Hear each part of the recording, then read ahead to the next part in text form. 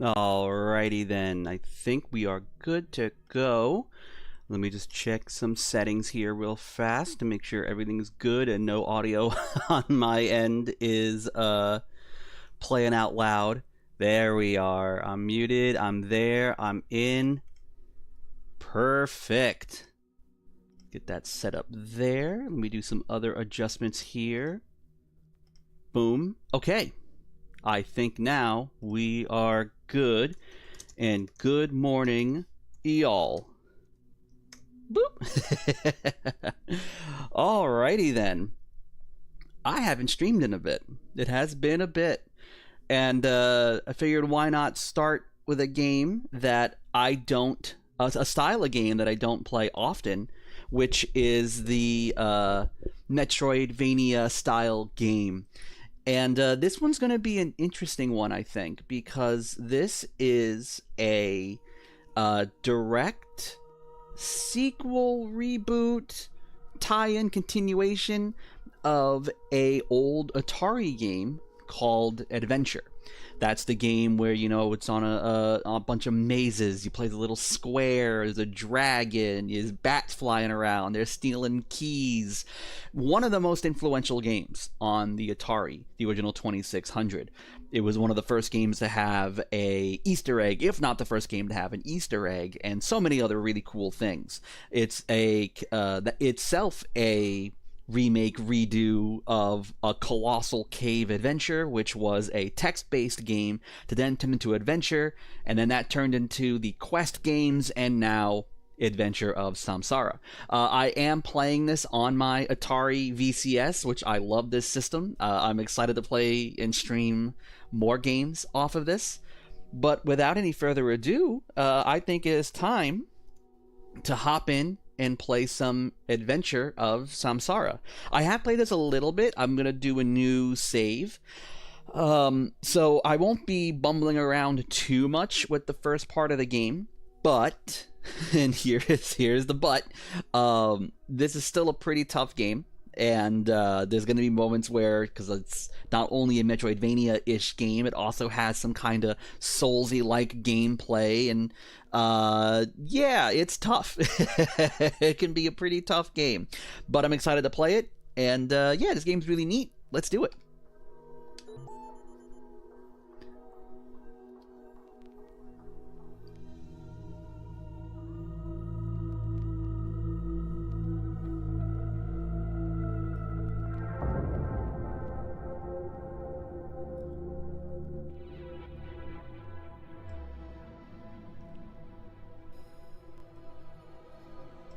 I'm adjusting audio, sorry.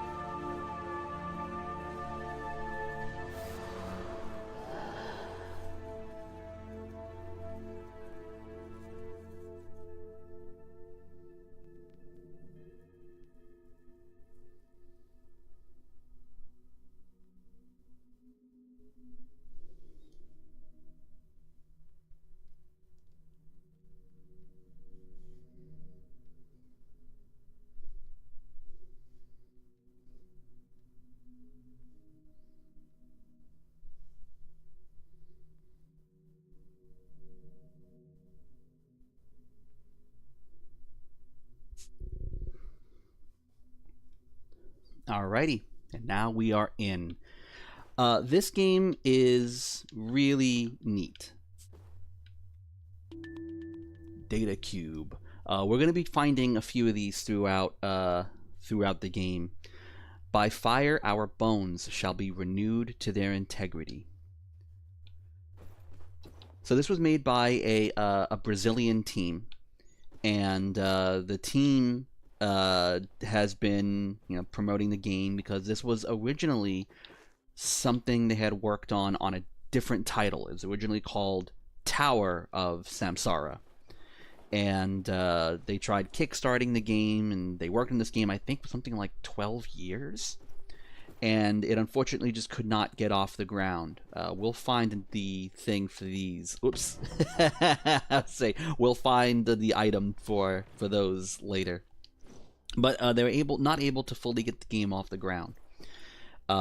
Eventually, though, Atari stepped in. The story I read of, remembering the story right, Atari stepped in and helped with getting the game off the ground. And then the adventure name was put on it. The pixel art is really pretty. It is. This is a really good looking game. And welcome. Thank you for hopping in, Dr. Asen. This is a really unique looking game. Like, it has really good pixel art.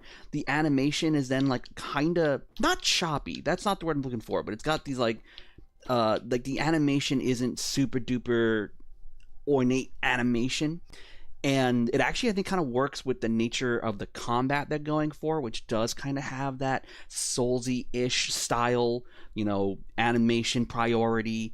And, everything's like, it's stiff, but not stiff in that, like, I feel like it's hard to control. It's stiff in that I need to learn how many animation frames and how long it takes to attack, and know that when I hit this button, I can't do anything else. So, like, the animation, I think, really lends itself to that style of combat, but still have it be very detailed while the animation is not as fluid. You know what I mean? I think it's a really interesting way to go about it.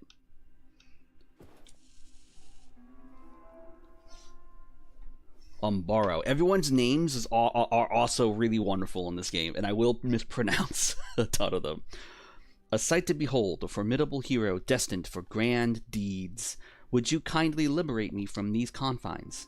First, however, you must arm yourself. Perhaps the chamber behind you holds what you seek.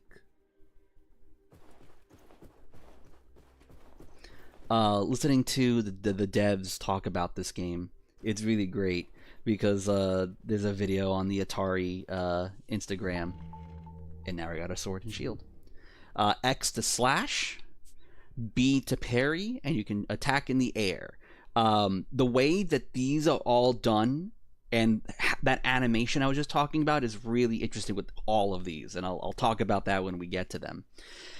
But it's funny because he's talking about the game, and he's like, "This is Adventure of Samsara. You play the personification of the sun. You have to save your planet. You're from Pluto. Get in there." It's like, hell yeah, I'm sold. I'm sold. I want to play this game. Alright, so here's how parrying works in this game. When you hit the button to parry, you have, it looks like a big old bit of animation, where it takes a bit for him to pull his sword out and, or his shield out. That whole thing is not, oh, the parry is when you're holding the shield. The whole animation is a parry. So if you catch it on the first or last frame of hitting the parry button, it will automatically parry the attack. However, you have to think of this like older Castlevania, where once you hit the button to attack, you hit to pull up your shield to parry, there's like a slight delay. You can see here when he attacks, there's like that bit where he has a sword up. It's not an immediate hit. So you have to get the timing right, not just in terms of the animation, but also with the button pressed. Everything's like a slight delay. And getting the hang of that, I'm still not there yet. But getting the hang of that is one of the most vital aspects of this game I've seen so far. Alright, get over here, Scaly Man. I'm going to parry you. Oh, try it again. Oh, try it again. Oh, too early. Go on. There we go.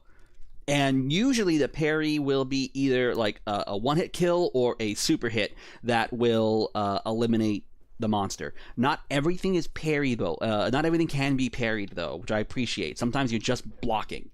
So not everything is a parry. Unless there is more to that parry window that I haven't found yet. You can there we go. You can only parry certain attacks, it looks like. All right. Okay, we'll get up to there later. Break this chain. You can break things in the background that usually holds like these gems that are your currency. And let's talk to this gentleman. My gratitude, esteemed hero. The chains you have sundered have also released the mechanisms that opened the gates beyond. I am of a people known as the Orphics. I sense that beneath that armor you are of the same essence or closely akin. We have been besieged by necromancers. Some among us resist, yet none possess the strength or resolve to do what must be done to eradicate them. You, however, are different. Proceed, leave the crypt, and forge a path to the Orphic village above the Dusk Walker's tundra. Allow me to mark it on your map. And here we have our map. The crows are usually our indicator of where we should be going, which I appreciate that as someone who doesn't play this style of game often, and I'm also very easy to kind of get lost and go off on a path I probably shouldn't be. To at least have this, not necessarily saying like, oh, you must go here, because I've played this game before where like I'm going to spots that the crow is not at, and I can explore. So it's not so hand-holdy where it's like, no, you need to go here. No, I actually want to go somewhere else. You are allowed to do that, which is great. Alrighty. Oh, another thing too, you have a dash. This is a purely defensive dash. You cannot dash off of platforms. It will stop you. And you can't dash in the air. So it is mainly for defense, because you can dash through projectiles, you can dash through monsters, and this is, it's definitely not like Doom Eternal where you're going to be flying everywhere and jumping around. This game does not, this game's not about that. It's also good, I found, to talk to people over and over and over again, because they will have new text. Until it like basically starts to repeat the last sentence, keep talking to them. The Orphics, fragile dreamers adrift in their own illusions. They have allowed this world to wither into a mere shadow of its former self, a realm scarcely deserving a salvation by a hero as magnificent as you. And yet, your unparalleled greatness compels you to save it nonetheless. Does it not? We, the Orphics, could all wield strength akin to yours, but our kind chooses to uplift the weak and suppress the strong. If we entrust our fate to feeble hands, we shall never break free from the necromancer's grasp. Almost said necromonger, because I have watched Chronicles of Riddick so many times. I'm going to do that so many times during the stream, I know it. Alrighty, and now we can see that they're repeating, so we can on the other things. Every time you come by a platform that happens to be grabbable, you'll see these yellow bars that'll appear, and you can change it where as soon as you grab it or jump up and touch it, it'll be an automatic grab, or you have it where you gotta hold the right trigger, which is a dash button, and you gotta hold it to climb on things. And then when you let go of the trigger, you will fall down. So that's one way of doing it. I have been holding it because I like that. I feel like I have actually some pretty good control with the holding button. I haven't felt a need to make it not be that. So we'll keep that for now. There was an item that we missed early on in the level. We will come back to that in just a bit. And we'll talk about our gauntlet. There we go. I am not that good with the parry throughout this game. I am going to be goofing that parry up a lot.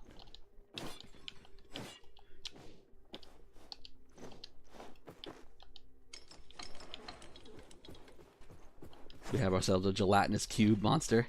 Get over here. We currently only have a 2-hit combo, but very quickly we can upgrade that to a 3-hit. And we'll get some more stuff as we go, like a charge shot and whatnot. You can attack and strike upwards, and you can strike forward. There's no down attack as far as I can tell, or at least not yet.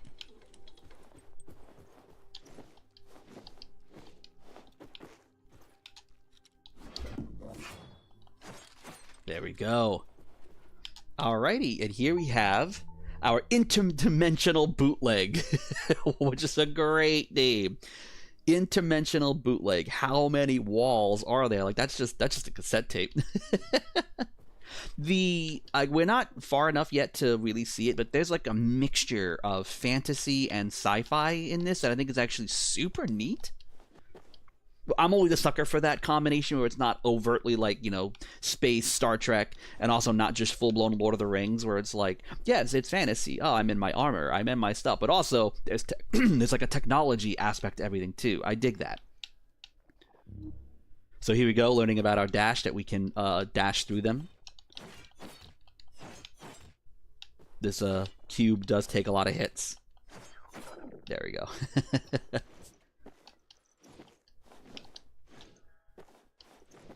Game's also very minimal.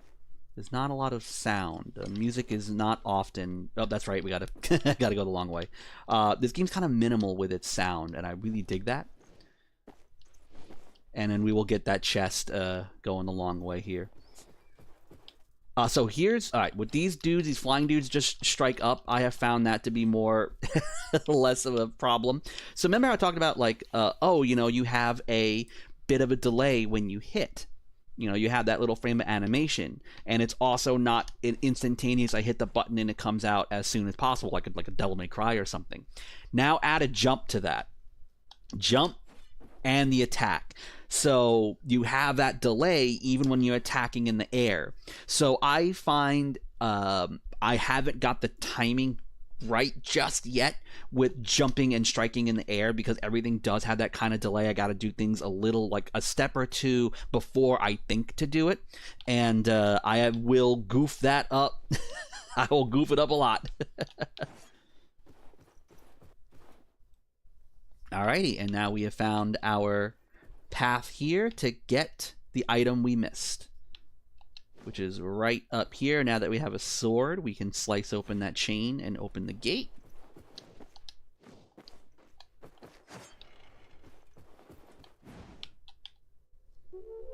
Augmented diagnosis. Here we have a gauntlet. We will unlock the ability to hold more items. At the moment, we can only hold one. And with each of those items, we can augment who we are, which is awesome. So right now, let's go to our gauntlet. A mysterious technology improves armor's healing capacities. So we'll put that on for now. We will be getting one pretty quickly where it'll allow us to get more inventory from more of the jewel currency, more money. We'll get more money. So once we get that, I'm going to have that one equipped for a bit so I can get my sword upgrades quickly, because I will need them. And here we have our save points, which are really cool in that it's not entirely like a Soulsy thing, like a campfire, where if you rest, everything comes back to life. It's not like that. So I like that. I'm awful with like run backs and having to go through everything all over again.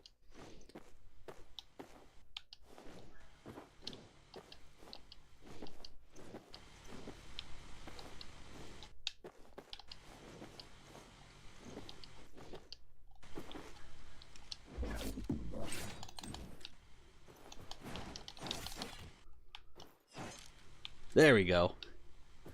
Once I got the hang of that, that little bit of that, all right, this isn't a game where you just button mash. You do need to kind of get the flow of everything, which I play so many Twitch games and beat 'em up games and, something that's more like fast paced. To be able to play this has been interesting to try to learn my way around it for essentially the first time. I had some videos up, or have some videos up on my YouTube channel, where I play Mortal Shell. It was my first time playing a Dark Souls style-ish game, And I got my butt kicked because I kept playing the game like I'm trying to play it like a Devil May Cry, which, nope, don't do that. Oh, we got another character. Greetings, traveler. That is Potisto? Potisto? Potisto. I'm Potisto, the Orphic Crypt Keeper. I locked myself in this cage to be safe from the Reaper. By playing the prisoner, I avoided the undead creepers. You're seeking passage to the Orphic village. You'll need the Orphic crypt key. Bring me something potent to help, like a spoiled elixir. An interdimensional bootleg, quite the rarity you've uncovered.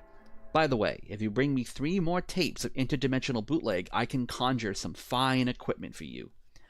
Also, there's still 8 tapes of Interdimensional Bootleg yet to be found. I love this. I love this. I love this. That they're like, hey, you have one? There's 8 more left. So when you find them, we'll help you count it down. I appreciate that. I like that. Do you have anything more to say? Nope. Okay. Boop. And when you save, it does refill your health, but it does not refill your mana. You only refill your mana by attacking.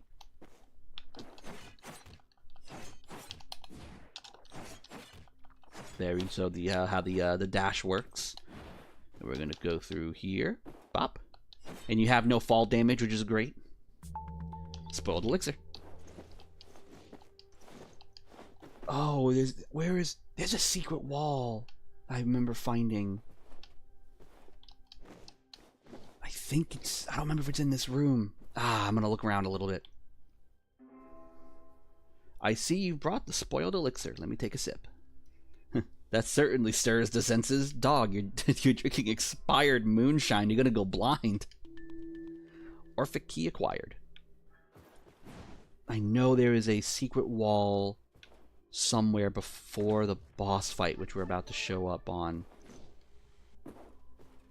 Oh, where is it? Oh, it's gonna kill me now. Give me a second, y'all. I gotta explore now, because this game does have secrets, which is awesome. Secrets in that, you know, like, oh yeah, here's the little extra something. I just don't remember where it is. Oh, it's gonna kill me now.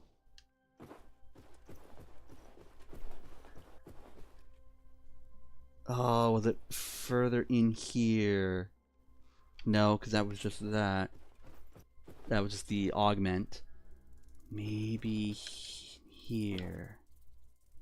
The way the secrets usually work is that they are walls that look like you can't go through them, and then when you get close to them, the wall will open up, and you can walk through it.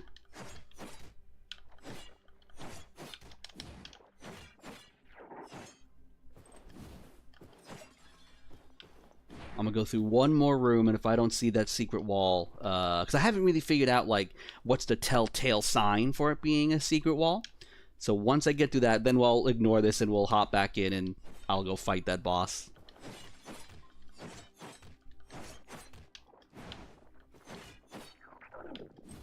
There we go. I have not been able to go through the boss fight in one go. I always lose in some way, so hopefully I can actually defeat the boss in one go during the stream. Oh, it's gonna kill me. I knew, because I found it by accident the other day. I'm like, oh shit, secret wall, hell yeah.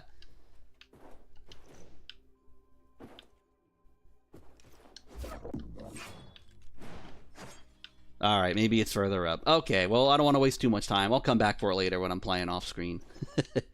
Because I may not stream this game often, because, well, the main reason I wanted to stream this game is that I don't play this style of game often. And this is, you know, a Metroidvania style game, and it was released on the same day as Silksong.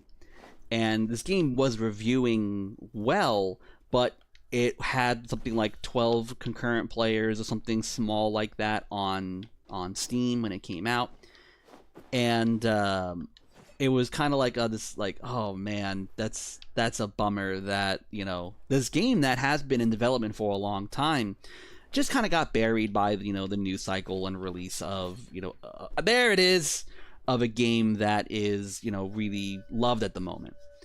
And when I saw that it was a connection to adventure, I was like, that's actually really interesting.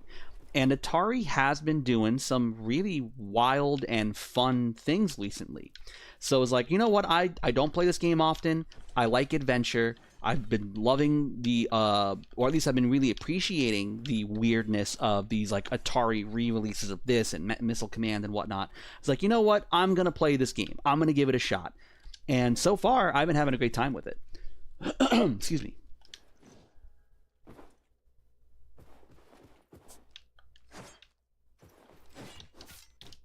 There we go. I was hitting the button and nothing happened because doesn't get the timing right. Excuse me. We do have a little, like, you know, Estus flask style thing that allow us to refill our health. I'm gonna get a sip of water before we fight the boss. All right, let's do it.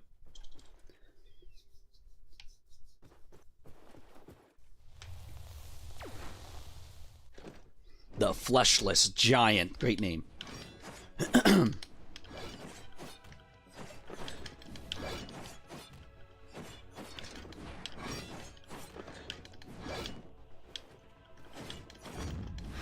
Oh.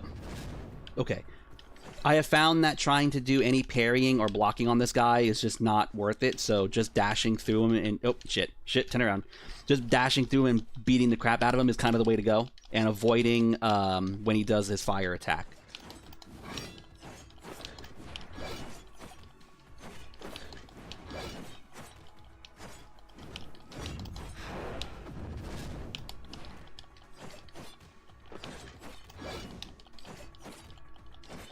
Okay, got it in one. Whew. Enemy vanquished. I usually fuck that up. I get cocky and I get my butt kicked. 200 emerald shards. Okay. There we go. Let us save, get our health back. And we're going to talk to who's going to seemingly be a character who's going to make a lot of reoccurring stuff. This is Saga. We reckon the Duskwalker's Tundra took a mighty hit, it did. Necromancers did the nasty business and left the undead to pick its bones clean. We've holed up in the fort at the Orphic village, but it's about as safe as a leaky roof in a hailstorm. And again, keep talking, just keep talking. Seeing you here means the old tales weren't just wind. It's just like the crypt's old keeper been saying since time out of mind. Know this, O youngling, when a bright rock tumbles down from the heavens upon the Orphic crypt, it's time for the rising of a shining one, bearing the might of our ancestors. He's the personification of the sun, you see. Some folks reckon that's nothing but hot air and superstition, but here you stand. An Orphic, same as us, risen from the dust of our ancient crypt. Keep talking. Listen here, another one of them bright sky stones came crashing down just east of here.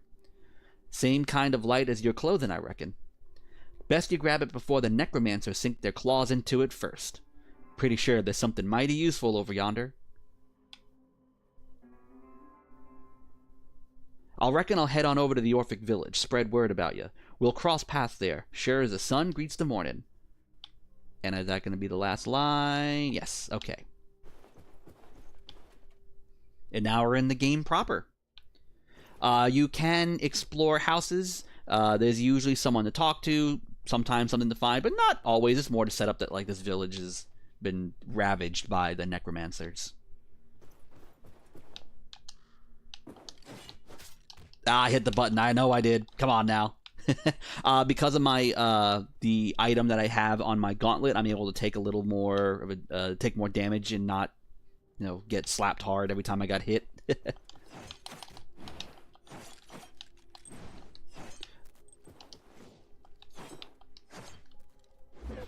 Up too early. Up too far away. There we go. I'm getting okay with the parry on these enemy types. Let's see here. I really enjoy this game, and here it is. Punk augmentation. All right, so what this lets us do. Let's go and equip that. There we go. Increases reward given from smashed objects. I want to use this for a little bit, which means I am going to take a little more damage. But what this will allow us to do is upgrade our sword faster. So I want to just kind of get more currency right now, so I can at least get my 3-hit combo and my charge and get that going, so that then I will go through the rest of the dungeons with, you know, better, at least better health once I can start doing 3-hit combos and whatnot. So right now, breaking barrels, breaking items, cutting down, you know, these weeds or whatever, flowers, we can get a few more bucks out of it.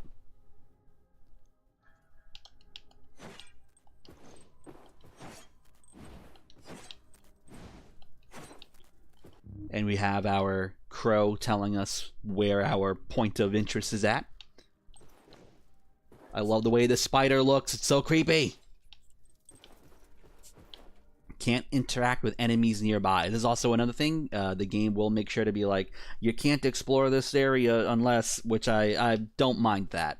You know, it's letting you know, like, hey, this area is not safe. Combat must be engaged.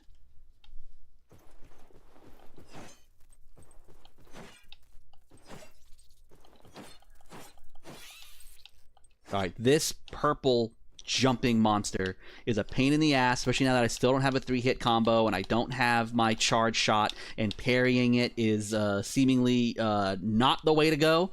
So I find you just kind of have to keep your distance, and when he's not moving, that's when you try to go in for the hit. Otherwise, don't. I have found no luck in parrying that guy. I just cannot get the timing right. We will find what that little electric symbol means in just a little bit.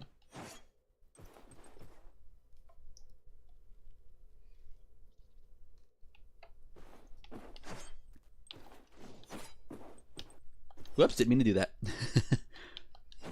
Well, while I'm here, let's go get some more money.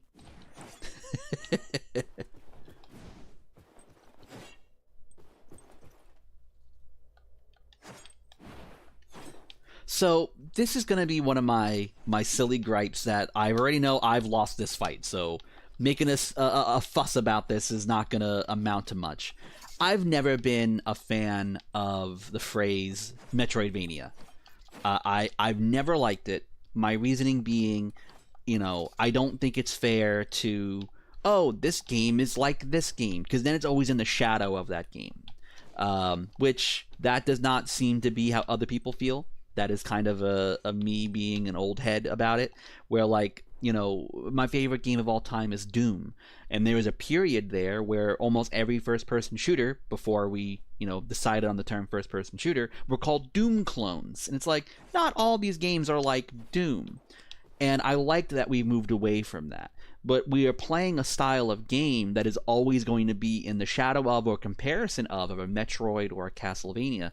And I can sit here and complain about it, but I've already lost that fight, because even the people working on this game, the advertising for it, call it a Metroidvania.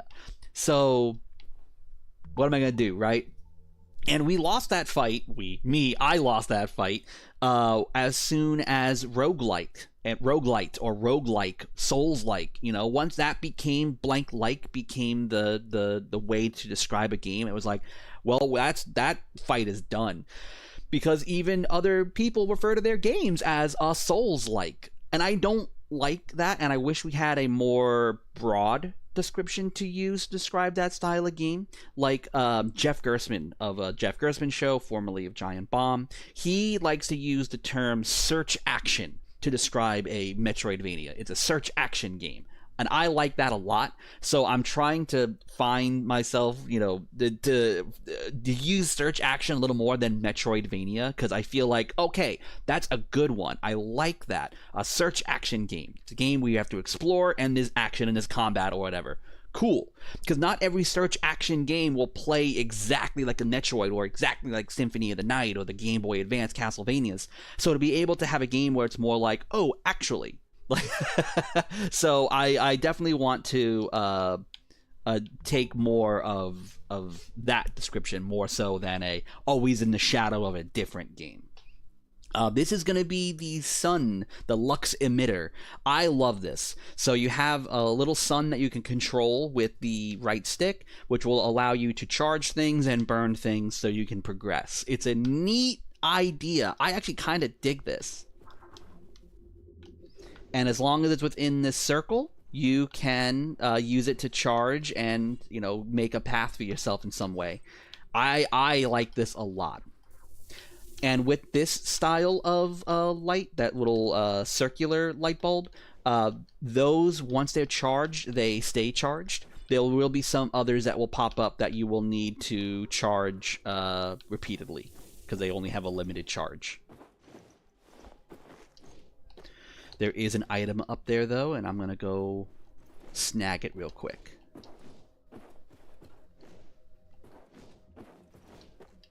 So I am playing this on my Atari VCS, but it is on everything. So if you dig what you see here, you can play it other spots.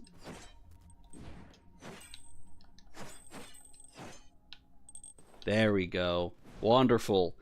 I will hopefully have enough currency that I will be able to get 2 upgrades, hopefully.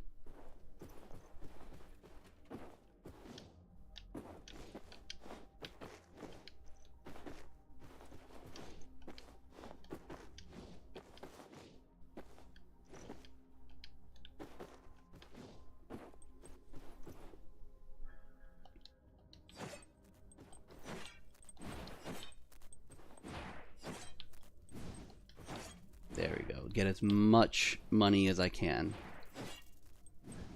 I think I need something like 900 in order to get the first 2 upgrades. I believe that's the case. Alright, now let's charge this and open up this platform. Wonderful. And also, too, this can kind of help with kind of like looking through the screen, so I know I have the jumping monster, there's a bug, there's the spiders up there, because now I can kind of look up a little bit with the help of the lux emitter. I really dig this.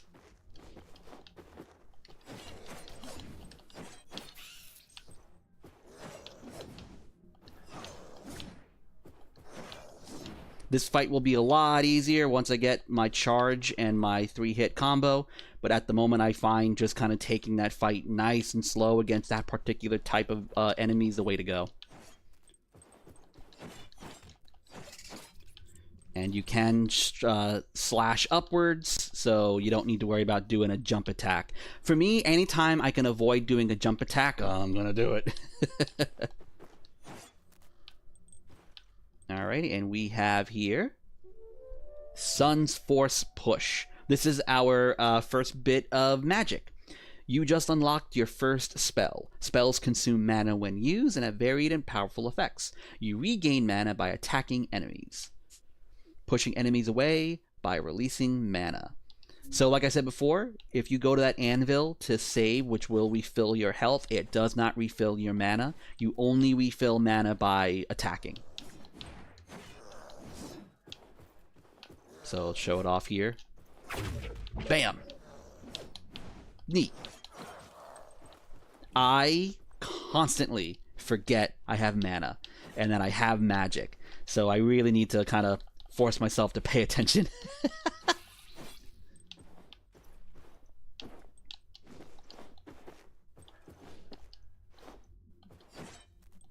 Alright, we're not going to go this way yet because it's a locked off area. So we're going to go inside the village and we're going to go say hi to some people. And then we will, once we're in that area, there'll be an item we'll need to find and we'll come right back here. So we won't be in that spot for too long. I forget what's under here. Hold on a second. Oh, hello, person. I keep missing this spot. You're a stranger. Strangers are always bad news. Good thinking, kid. Are you here to set me free? How can I trust you're going to free me and let me go back to my home? I'll believe if you answer my riddle. Okay, kid. 2 folks in danger. One you love. One who loves you. Who do you save? Go now. I don't know if that's a riddle. You ain't saying nothing? Silence, that's the answer.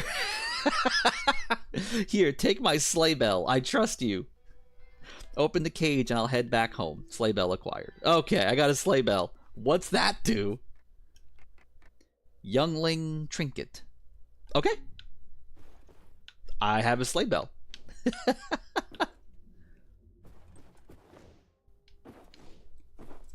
This game is neat. I actually really do enjoy this game. As someone who does not play this style of game ever, admittedly, I am having a good time with this. It's also nice to have new games, like a new game that is also, you know, like a big release, you know, big release for like an Atari-based game like this to also come out on the Atari VCS. Like, the VCS is a few years old now, and I like that they're still getting games. I appreciate that. The Atari VCS is cool. I like it. If you can, especially they put it on discount pretty frequently, especially around the holidays. I say snag one, man. I like it. Occultisto. So this is one of the things, like, everyone will have like blank Easto as a name. There's Forge Easto, Occult Easto, there's Cosmo Easto, like an astronaut. Like, I kind of love the naming in this game a ton. So some water. Is that a voice I hear, or merely whispers carried by the wind spirits to tease an old adept? It matters not, Silent One. Let us proceed, shall we? In the epochs long faded, Orphics journeyed upon the pilgrimage of mysteries, a spectacle that graced the very fabric of existence. A magnificent procession from the Orphic crypt, stretching unto the great Orphic tree, where horizons dissolve into the infinite. Understand, an Orphic is not truly whole without partaking of the Orphic tree's nectar at least once in their sojourn. It is our tree of life, our tree of knowledge. Without its sustenance, we risk becoming mere shadows of ourselves. But then the necromancers emerged. I almost said necromonger. They shattered the bridge, sealing the sacred path. Since then, we've subsisted by gathering sap from the rare sprouts that grace us. Blessedly, one among us defied the old taboos, seizing a sprout and planting it here, nurturing hope anew.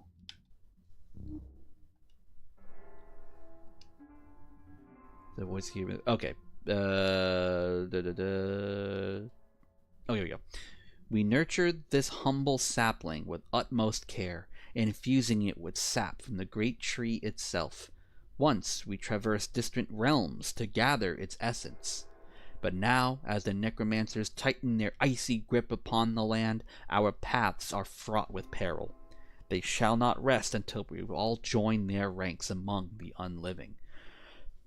Excuse me, a charming endeavor, is it not?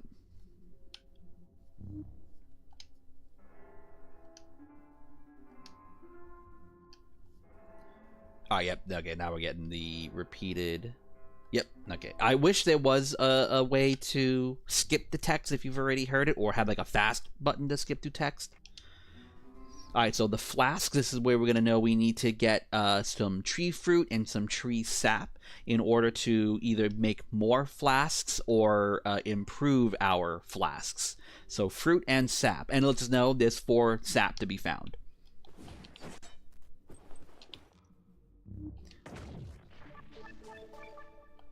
There we go. And we have, I think it's a saga again. Yep. Howdy, Shining One. Yep, it's me again, scout by nature, wanderer at heart. I drift across these lands, bringing news to the village. I move quicker than a hare on the run, so you might see me pop up here and there if the coast is clear. Might be one day you'll catch me, who's to say? Our aqueducts are frozen stiff, they are, and even our branch of the Orphic tree hangs on by a thread. Best head east, right past the village. I have no idea how to pronounce this name. Gidvisto? Devisto? Is the G silent like Nat? I'm going to say it is. I think it's Devisto. Devisto's got the key to the eastern gate, if you ask nice. Ain't no way forward without taking down the necromancer overlords. I've scouted their hideaways. Marked them clear as day on your map. There's 3 of them. Scargor, the overlord. Darkclaw, the corsair. And Dr. Guaridum. Skargor. I like this because it reminds me of the dragons from Adventure, because it's like a yellow dragon, a red dragon, a green dragon, and I think their names were like, the yellow dragon is Yordle, the green dragon is Grundle, the red dragon is Rindle, which I did not know those dragons had names, because I never had the manual or anything like that. I just knew like dragons. So I didn't learn that until like years ago. So Skargor, Darklaw, Corsair, Yordle, Grundle, Rindle. Like, I kind of like the naming, kind of has that same cadence. I dig that. And mind this, if you're wondering what's next, just seek me out. I ain't hard to find. We're getting repeating of the text. Yes, okay. Let's skip through that. Like this, like, because there is a lot of text, I wish it would have been like a fast skip button, just because I'm kind of repeating it. Alright, let's see. Do I have enough currency now? Actually, hold on. I'm going to go the long way because there is an old lady we want to talk to about data cubes. This is kind of the this is the exposition dump part of the scene of the movie, where you got to introduce some characters, get some stuff figured out, and then we'll know what we're looking for. And then the rest of it should be a little more smoother from here. Memoristo, you were So it might be that the time once more, the turning of cycles, when we might choose whether the old songs are restored, rewritten, or forgotten. I think you are wise enough not to voice your questions, even if they linger in your thoughts. That would be for the best, for I might only reveal what has been presented to you, lest my role of remembering the old twist your role of bringing the new. I feel like I said that sentence wrong. The echoes of time whisper once more. Just as I might hold the memories of all Orphics, you could hold the power of all who have ever lived among us. If one were to hold both power and memory, the world might become locked in a loop unending. Those who remember all are bound by the knowledge of prior causality, thus becoming a loaded die. Memories shape what we might call truth, and our truths shape how we interact with the world. To conceive new possibilities, one must forget the odds, or so it would seem. I kind of dig that. It's the monolith from 2001. It is. That's great. It is the monolith.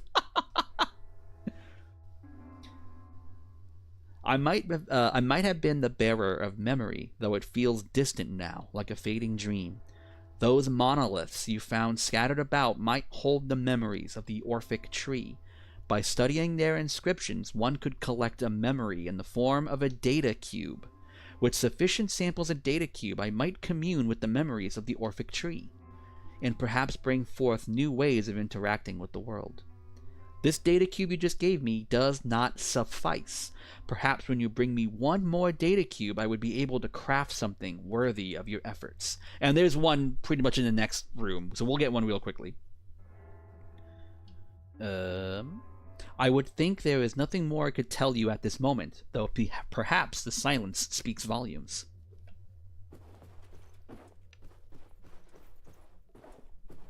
This game's neat. This game is really neat. I've been really liking it a ton. Excuse me. Oh, the child! Oh, look at that! I miss my friends. I told them not to wander too far. Normally, there's only one kid there, so I guess there's one more kid I need to find. Excuse me. My apologies. I'm having a scratchy throat this morning. All the reading probably isn't helping that. So you're the one of whom Saga has spoken so fervently. Your gleaming armor may impress others, but it does not sway me. Remember, actions speak louder than appearances. Our community has faced much hardship, and we cannot afford false hopes. Our water supply systems have frozen over, and soon the cold may claim us all. Mechanisto, I love that, one of our own, ventured from the frozen aqueducts via the elevator to inspect the machinery. He has not returned. The elevator remains absent, and the path is swarming with puppet soldiers. I cannot risk more lives. Perhaps you can find another way, east of the Duskwalker's tundra, before the entrance of the Euronymous pit.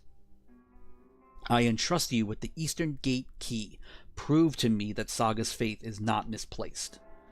Saga speaks highly of you, believing you may be the one from the ancient prophecies. Excuse me.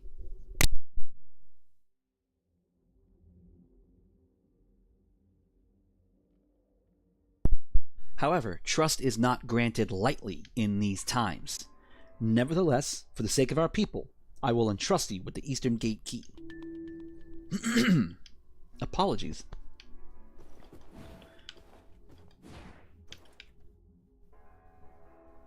I was going to ask for your help in finding the younglings, but I see you are already doing so. Hey, for bringing back the younglings, you have my sincere gratitude.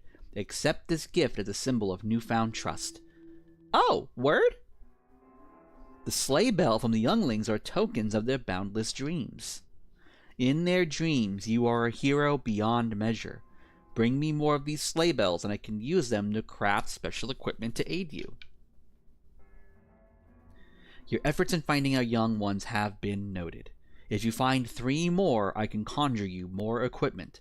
There are still 15 kids missing. Oh, damn. Okay. Okay. Neat. I have not seen that before. I've always missed that kid when I played this game. Interesting. Okay, so what did he give me? Increase armor protection. Oh man, I really need to. I need to get more gauntlet spaces. Oh man, I love it. I love it. I love that I'm already getting 3 things. Wonderful. All right, let's go say hi to the shop here.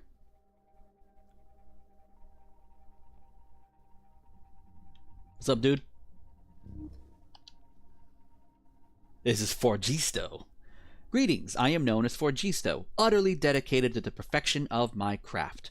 I can enhance your weapons. Some improvements I can accomplish using my own knowledge.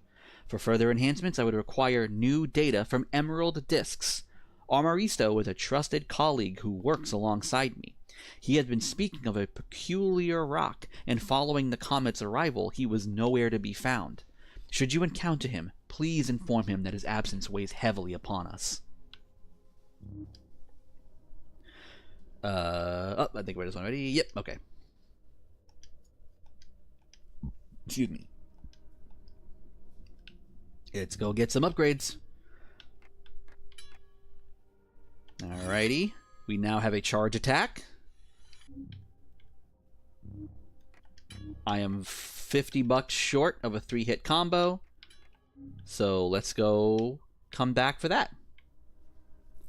And we're going to pass by this area again as soon as we grab the data cube in the next room. So we'll be back in here. We'll talking to these people again. Especially because I do have that, you know, get me more money as I break stuff enhancement on.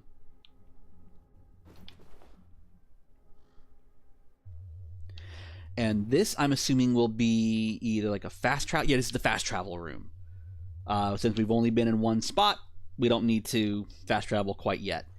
And I'm guessing this will be, you know, showing all the things we have upgraded over time. That's my assumption. I haven't really done much with this room.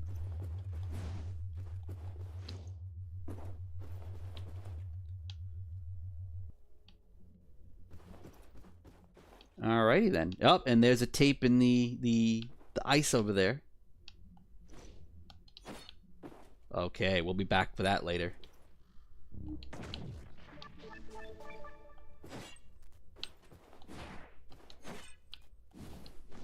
Go break some stuff while we're here before we start fighting more monsters. Should I just... Yeah, let me just farm a little bit here. Because I'm pretty close to getting the amount I need for the 3-hit combo.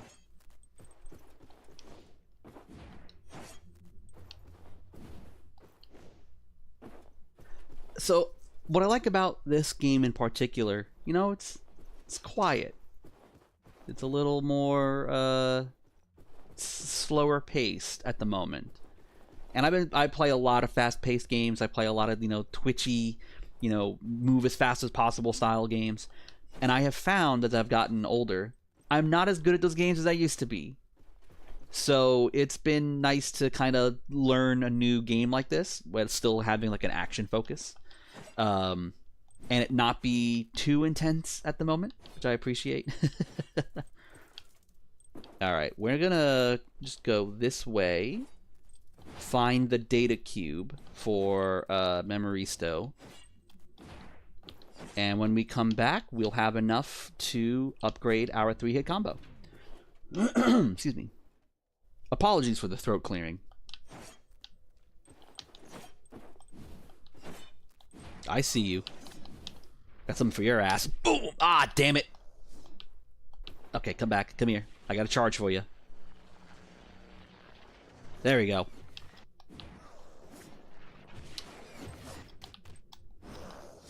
This enemy type, just until I get the 3-hit combo and using my charge proper, he just kicks my butt. There we go.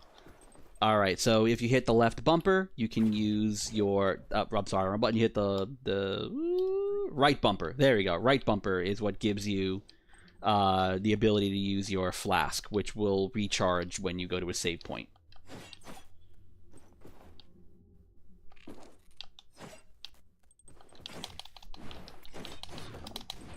There we go. That animation priority, because thinking I can just combo that thing to death, I took a lot of damage. Ooh, thundering outside.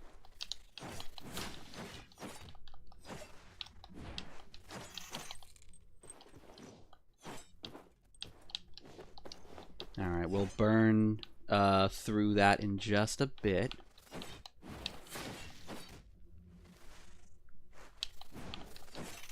There we go. I gotta take my time. I gotta move a little slowly.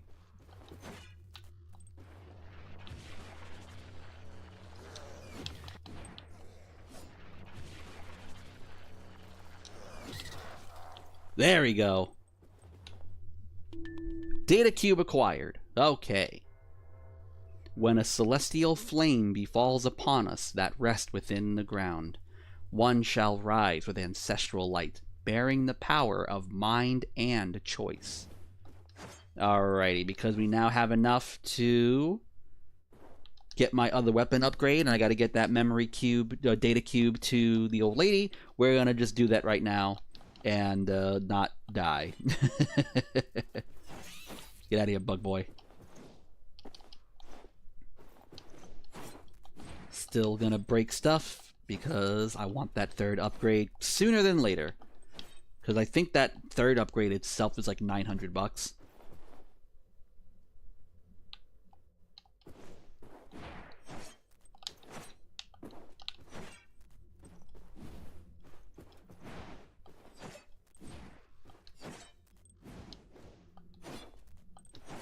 Alrighty. So do the data cube first, and then I'll hop back in to the shop.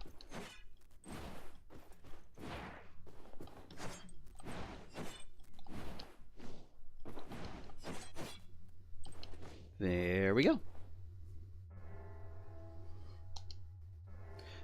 These monoliths you found scattered about might hold the memories of the Orphic tree. This data cube you just gave me have allowed me to conjure this new equipment for you. There we go. There are 10 more samples of data cube to be found. Alright, what do we get? This allows us to increase mana recovery by hitting enemies. Man, we're getting a lot of these, and I can only use one. Alrighty, let's go hit up the shop, and then save, and then we'll open up the gate.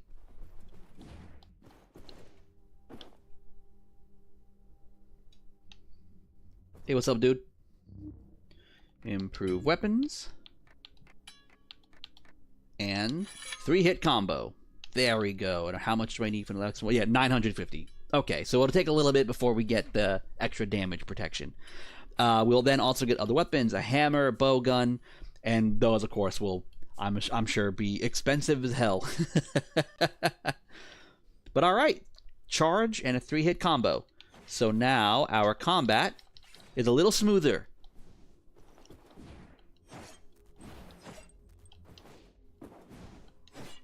Let's go save. Perfect.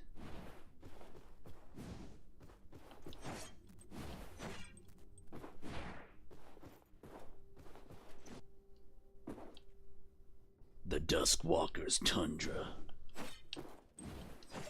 So with original Adventure, what was super cool about that game is that, you know, it was one of those, it was an adventure game. It was, you know, you had to go from screen to screen, and each screen was like a maze, and this, you have to get swords and keys, you have to watch out for bats because they'll steal your items, and like, it actually felt like you were playing an adventure in a way that was not common on the home console. It's a super neat game. There we go. There we go. Now that thing's a little easier to handle.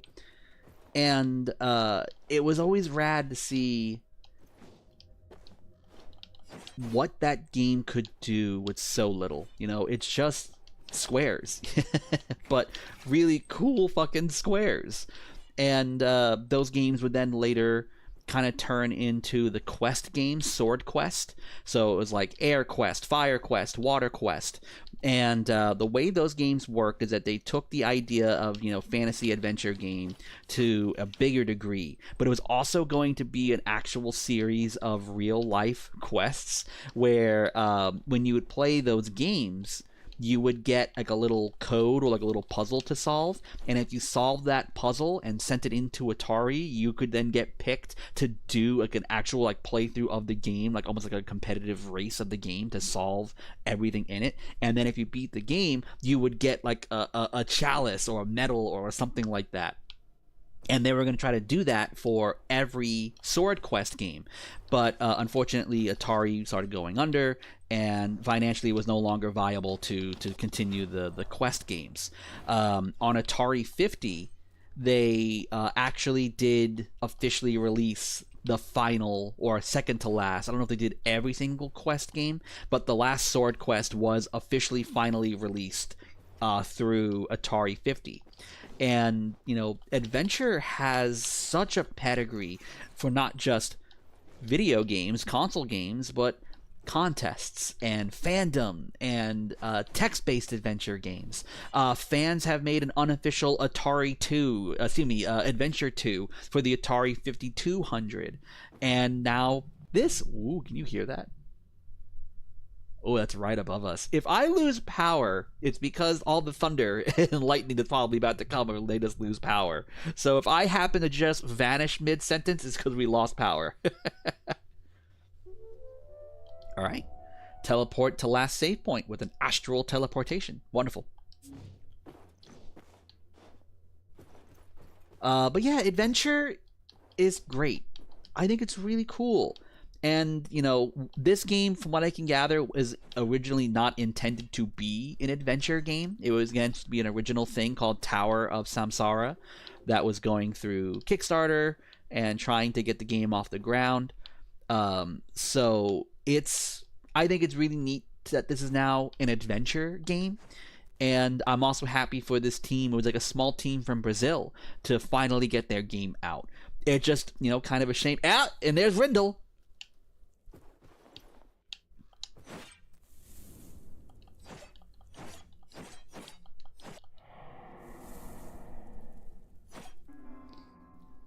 Cosmonato. Love that name. That's probably my favorite name.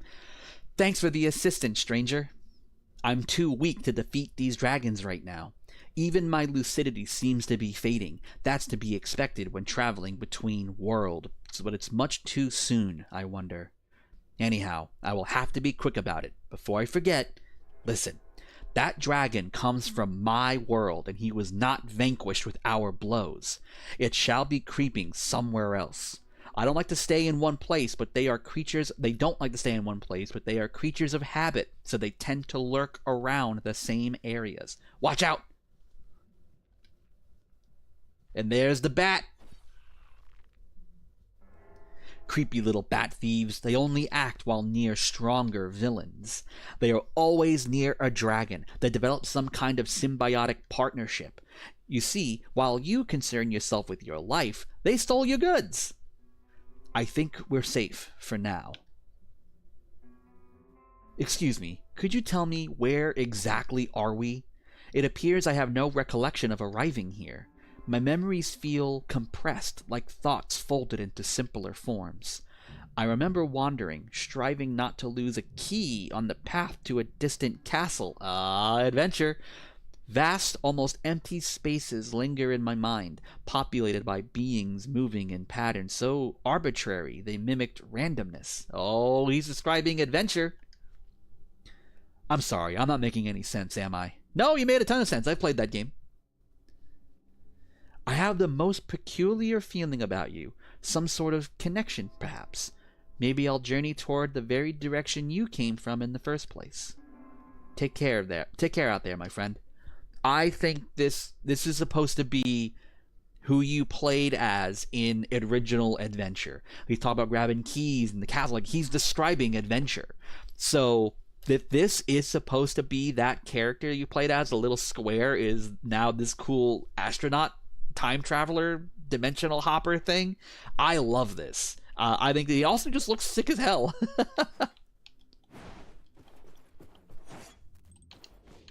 Rip. Actually, hold a second. Do we have anything else to say? Cosmonato. Okay, nothing else. Okay.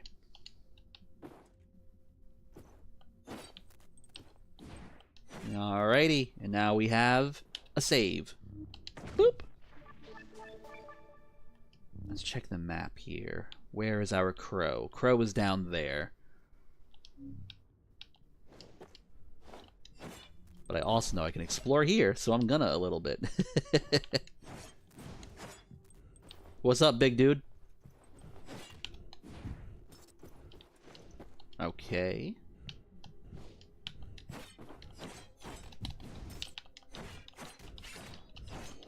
Oh boy! Oh boy! There we go. Awesome. I have to remember to use that magic way more.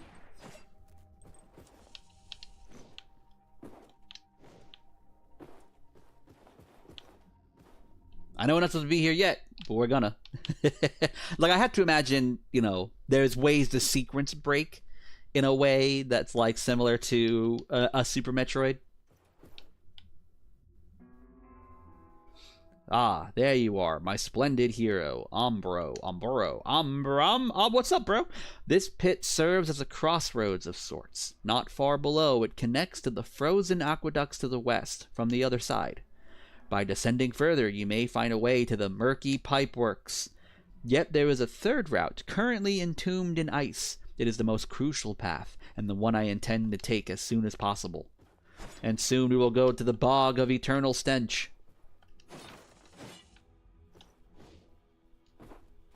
So this is the one that will only be charged for a limited time. And you can see it opened up the platform there to the right. And we have to worry about timing on that one.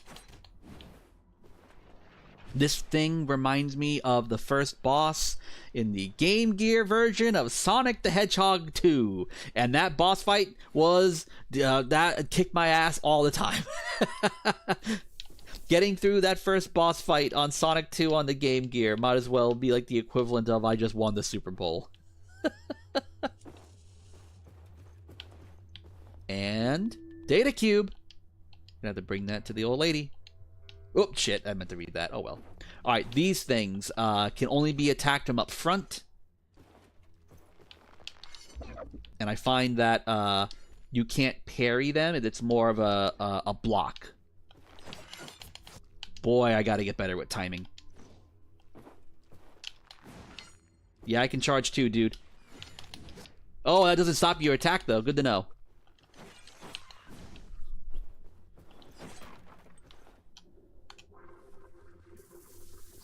Game Gear Sonic 2 was rough. Yes. Yes, it was. And I remember my brother had a Game Gear first. And I got one later once they were really on a steep discount. And when he would visit his family in New York, and when he would come down, he had a Game Gear, and it was like a baseball game, Shinobi 2, Batman Returns, and Sonic 2. Those are like the 4 Game Gear games that we had. And that Sonic game, I tried so hard to get through that fucking fight with the little clamper and the ball bounces down, and I just could never get the patterns of the ball bouncing, and I would just lose every fucking time on that fight. I would play the first world of Sonic 2 all the time and nothing else. But that Batman Returns game on Game Gear was incredible. Like, genuinely a great fucking game. That game is sick. And Shinobi 2, the Game Gear Shinobi games are some of the best Shinobi games, genuinely. Those games are fantastic. Bet you can't figure this one out, grown up. What's the difference of greatness when goodness whispers and nothingness shouts? Honestly, dude, I don't know. You ain't saying nothing? Silence, that's the answer. Here, take my sleigh bell. I trust you.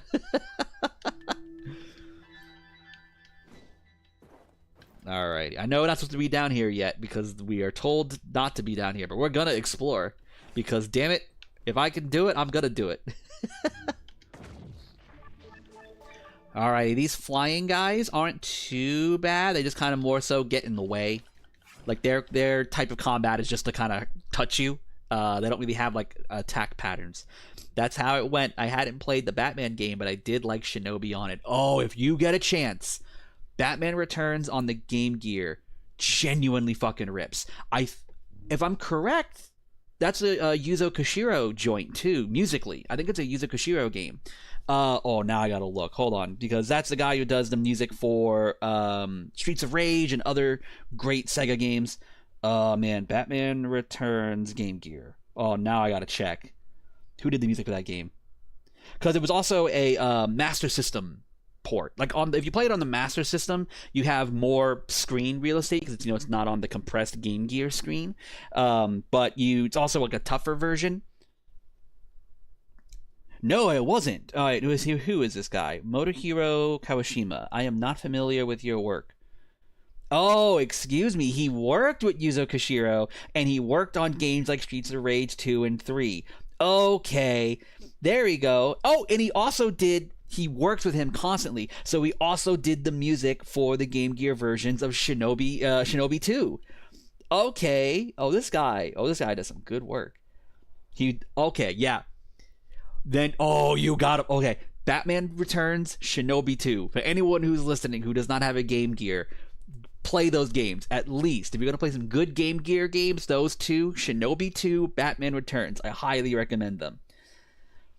Yeah, no, cool. This was a guy who was partnered with Yuzo Koshiro, and hell yeah, great games.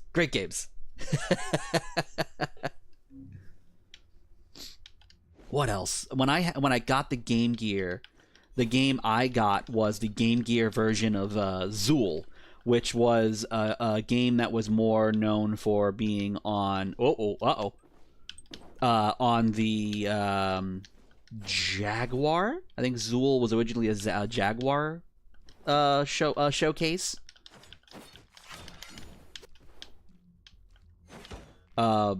And then I also got Zool for Genesis years later.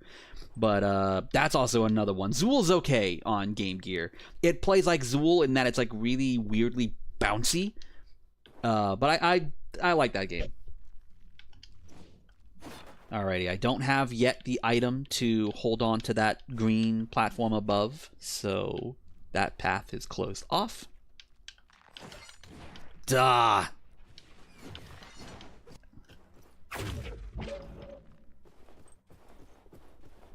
Oh, there's two of you bastards. Okay.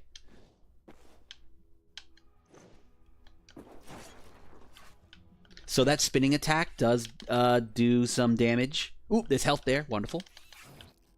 Okay, good. Can I strike you from above, or do I gotta... Alright, I'm not gonna fuck with you then. Oh, you bastard! No, no, no, no, no, no, no, no, no, no, no, no, no, no, no, no, no, die, die, die, die. Come on, I'm right next to health. Let me have this. Okay, what do we got here? Maximum health increased. Oh, wonderful. That felt great. That felt good. Alrighty. What's down here?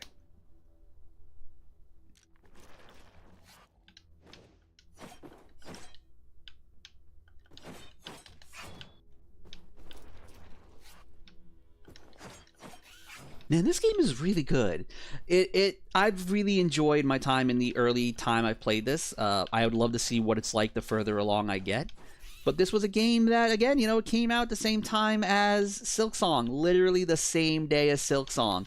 And this game kind of got missed, I would say. It was one of those where I think Atari was like, you know what, we're not really trying to compete against Silksong. The game can kind of, survive on its own merits. And unfortunately, I think it can, but I don't know if they were really realizing just how much of a big deal Silksong was going to be.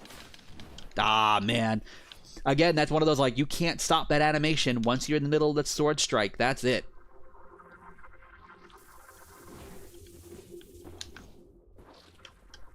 Oh, okay, okay.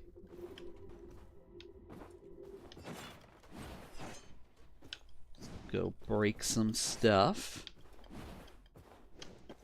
Alright, now let's try that again, but let's go this way first. Can I? No, I do need to go up the actual platform.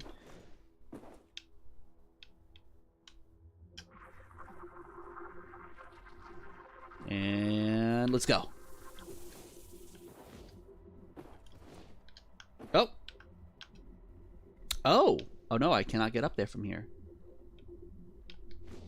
Okay, I wonder if there's like a super jump or something I'll get later down the line. Okay. So I think now we've hit the wall in this area. So now let's head on back.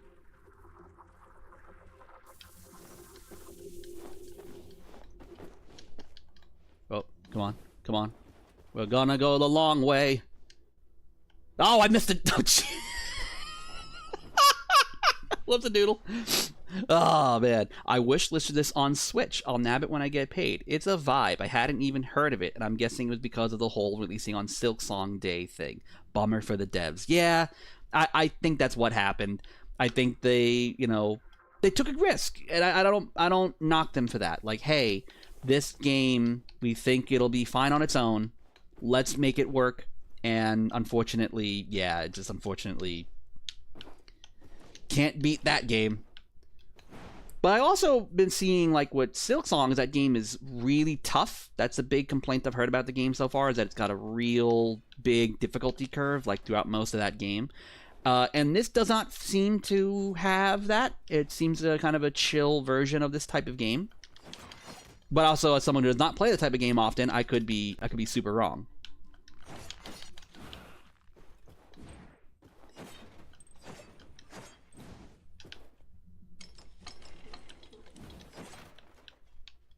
Oh, hold on a second now. Let's go charge this up real quick. Because I see there's a mana pool up there.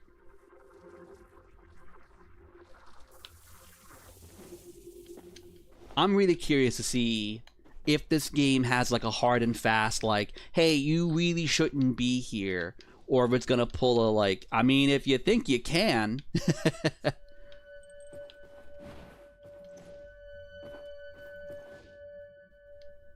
Alrighty. The Frozen Aqueducts. This looks more up my alley than Silksong. I did manage to get pretty far in Hollow Knight, but just burned out due to the difficulty. And apparently Silksong is way harder, so I don't even want to try. Yeah, I would love to talk to my friends who loved Hollow Knight and were, always excited for, when's Silksong coming out? I would love to see if that became too much for them. Like, was the game too tough? Because I know it would be for me. It absolutely would be for me. And there's Mechana Isto. Greetings, fellow traveler.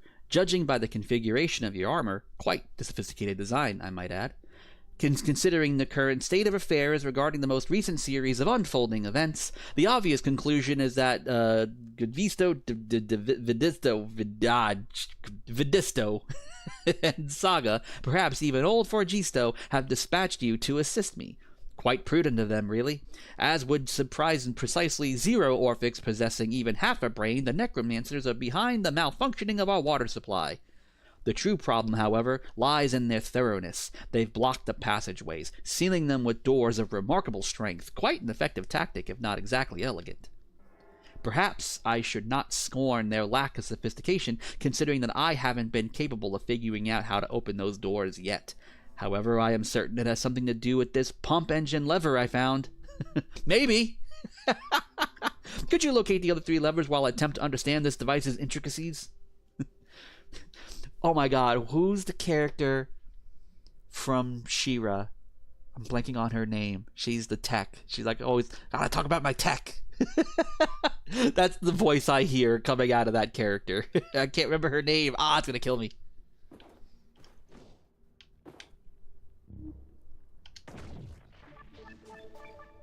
Alright, let's see here. Okay, alright. We're doing there. You know what? I think, I don't know if we're supposed to be out this path directly, but we're here now.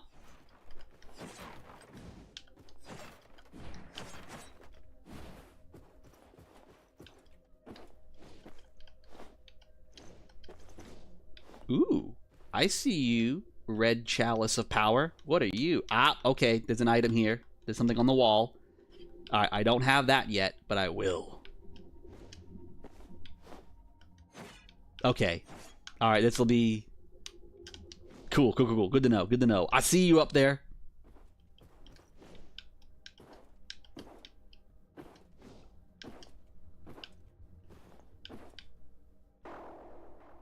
The elevator is locked from the other end. Okay. We'll be there later. Get me up. Come on now. Yeah, I think this game definitely, its vibe is wonderful. I think the game looks great. I love the way it sounds. Combat seems intense, but not punishing.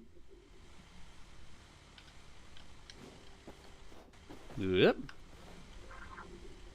So you know if Silksong isn't doing it for you. Ooh, can I not break that? Okay, that might be the hammer then. Ooh, I see you, Spring of unlimited power. Okay, so that's for later.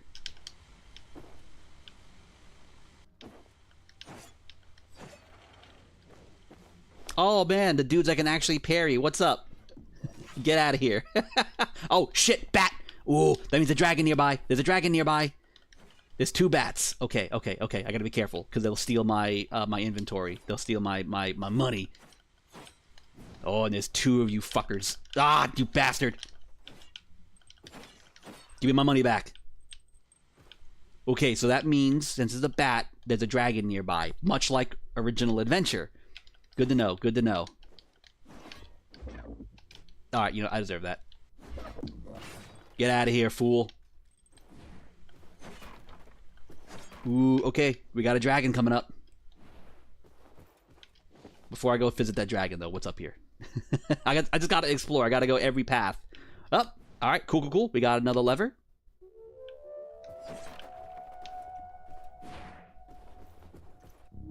Okay, so I guess I just went the long way? Or is this the only way to get to this crow, to get to this point? Now I'm curious. How open is this game in terms of exploration?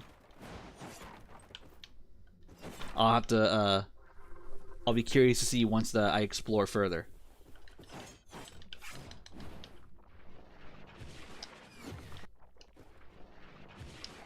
Get out of here. There we go. Alright, and I almost have enough for my last upgrade. I need, excuse me, I need another $100. Also, too, another thing that I think when Hollow Knight came out, or Silk Song came out, you know, there was that bit of a conversation about price, because the game was released at $25, right? It was 25. And you know, we're seeing AAA games being sold for, or trying to sell themselves for like $80, which is a lot. And here they are having this real big game, and it's only going for 25, and that kind of being like a big deal. Oh boy, got my ass kicked there. This game is the same exact price as Silk Song. So then it became even more of like, for the same price, do you want to get Silk Song or this game you may not have ever played or heard of, right? And this game just unfortunately caught the raw end of time, I guess, the timing. Boy, that thunder is getting louder. Yeah. Get out of here. There we go. Oh, this big guy again. All right, do I have... Okay, good. Oh, I should have dodged. Oh, I have no more flasks. I'm in trouble. I'm in trouble. Oh, can you please die? Ooh, hello. What are you?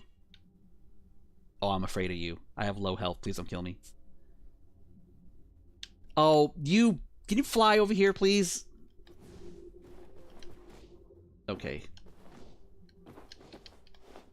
I will fuck with you later. Let's clear this up. Oh boy. I could really go for an anvil right now. Boy, did you hear my prayers. Rest. Ah, thank you, game. Hey, what's up, dude? Mechana Isto, have you had any success in acquiring all the levers? If I'm not mistaken, one of the necromancer lurks just behind this very door. The one resembling a snail, that is. Okay. Well, I have 2. Okay, 2 more to go. And then we have a boss fight. This game is good. You should play Adventure of Samsara. If you dig search action games, you dig this style of game, this is a good one of these. It really is. Oh boy. Oh shit.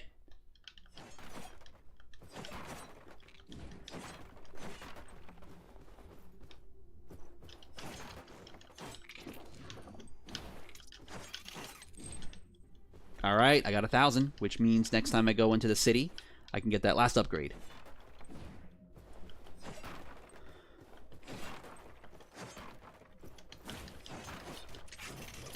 There we go. I gotta just dodge that first attack. Just go dash through that pill bug. That seems to handle it much better than trying to take it up head on.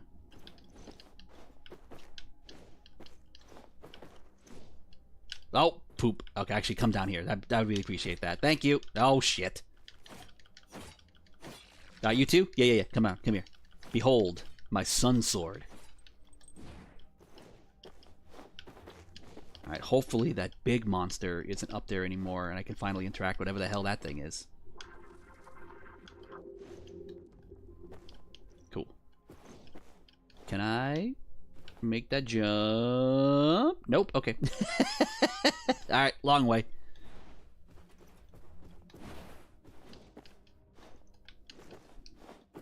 Alright, you guys. Alright, get over here. Nope. Thank you. Alright, now let's explore whatever the hell that thing is. What are you? Orphic tree fruit. Okay, wonderful. Alright, we can bring that to the tree. We have a data cube. We have a child. We have currency. Wonderful. Wonderful, wonderful, wonderful. Okay, nope, that is where I'm supposed to go. Okay, so I think I just went the long way. I was going right. Ooh, I gotta figure out what this is though. These spots I gotta fill in. Okay, cool.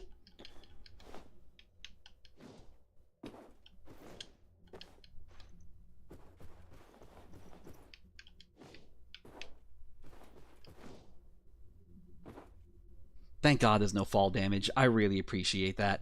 Let's actually hit up that anvil real quick. Let's save.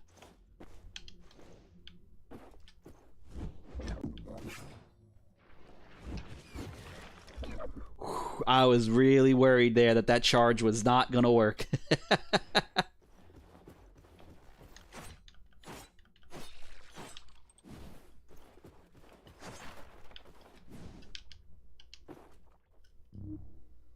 Oh, it's in the other room. Okay, actually, let's just go this way then. If you do get a chance to play this game, Doc, I'd love to know what your feelings are on it. Because it sounds like you have more experience with this style of game more than me, so I'm kind of coming in as one blind. Like, this could be a great version of this style of game, and or a bad version, and I genuinely don't really know. But I think what this game is doing is really cool, and I'd love to see what someone else who has more experience with this type of game thinks of it.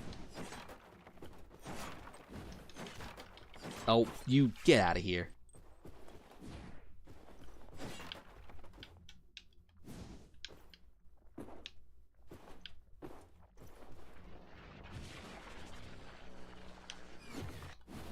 Whoops. Oh, man. That the enemies... Okay. I was just listening to Giant Bomb talk about this. And they brought up, how do you feel about... Does it make it more of a challenge? Or do you like it more when an enemy can attack you by touching you? Or should an enemy only hurt you by attacking you? Like, does it make it... Ooh, I'm sorry, hold on. Oh, fucking bat. When you're playing this type of game, especially games that involve run backs and backtracking and going... Get over here.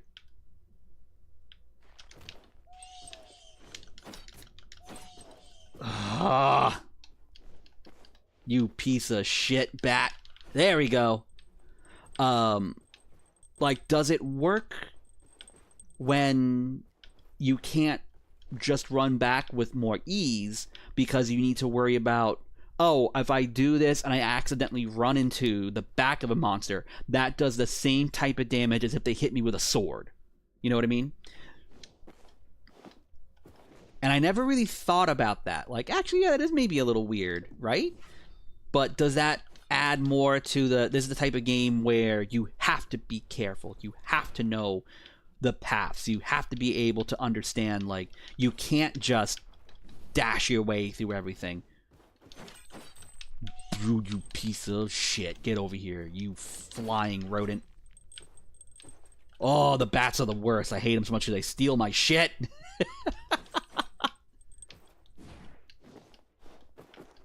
Okay, there is a lever over there.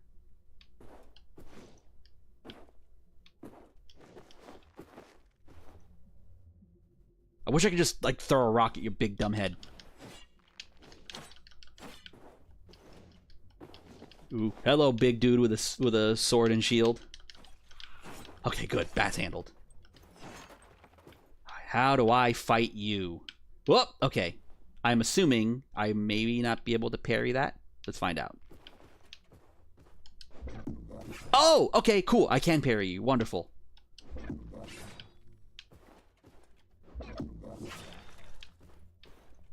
Okay. Alright, that's the third one. We need one more. I am panicking right now. Like, this isn't a game where if you die, you lose all your, your souls or whatnot. But also... I'm just really happy with the path that I'm on right now. Oh, data cube. Wonderful. Here golden fire, whose eternal eye with broad survey illuminates all the sky. I feel like I'm constantly reading these sentences wrong. Okay. Hell yeah.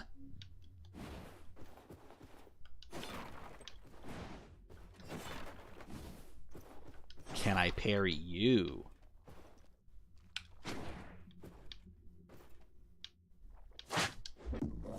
Yes, I can. Eat shit. Do you know how much fucking Doom the Dark Ages I played, dude? You know how much parrying I had to do in that fucking game? Whoa, boy. Okay, that was a bad idea. You can't really charge your way through this guy.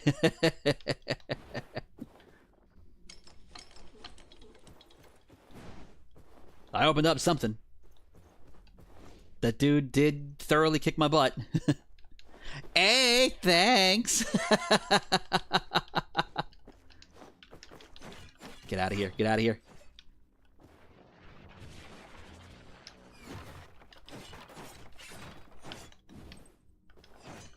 Oh, don't come near me.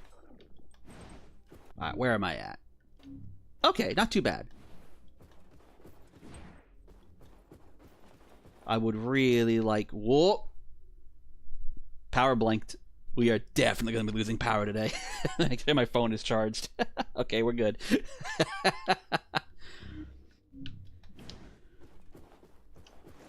I see you down there, gelatinous slime.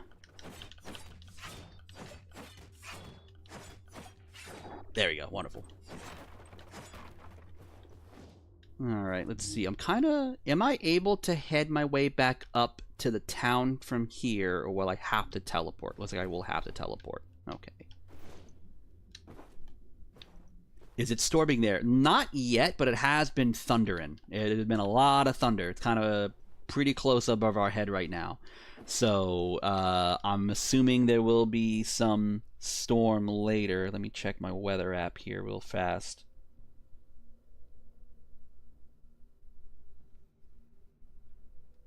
Weather? Oh, yeah.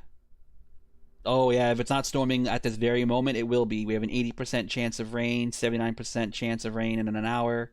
Oh, yeah, we are in high chance of rain all day. Gross. Hate it.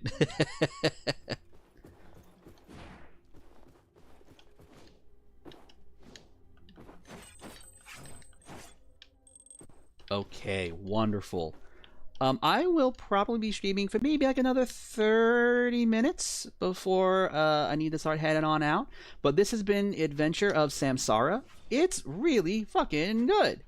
Especially if you are a fan of, you know, search action Metroidvania style games with more of an emphasis on more like deliberate combat. You know, not super twitchy, not super fast paced. This game has been really good. And I'm someone who's not really for this type of game. I've been having a great time with it. So if you want a game that's not... oh, where... Oh, it's up there. Damn it. Okay.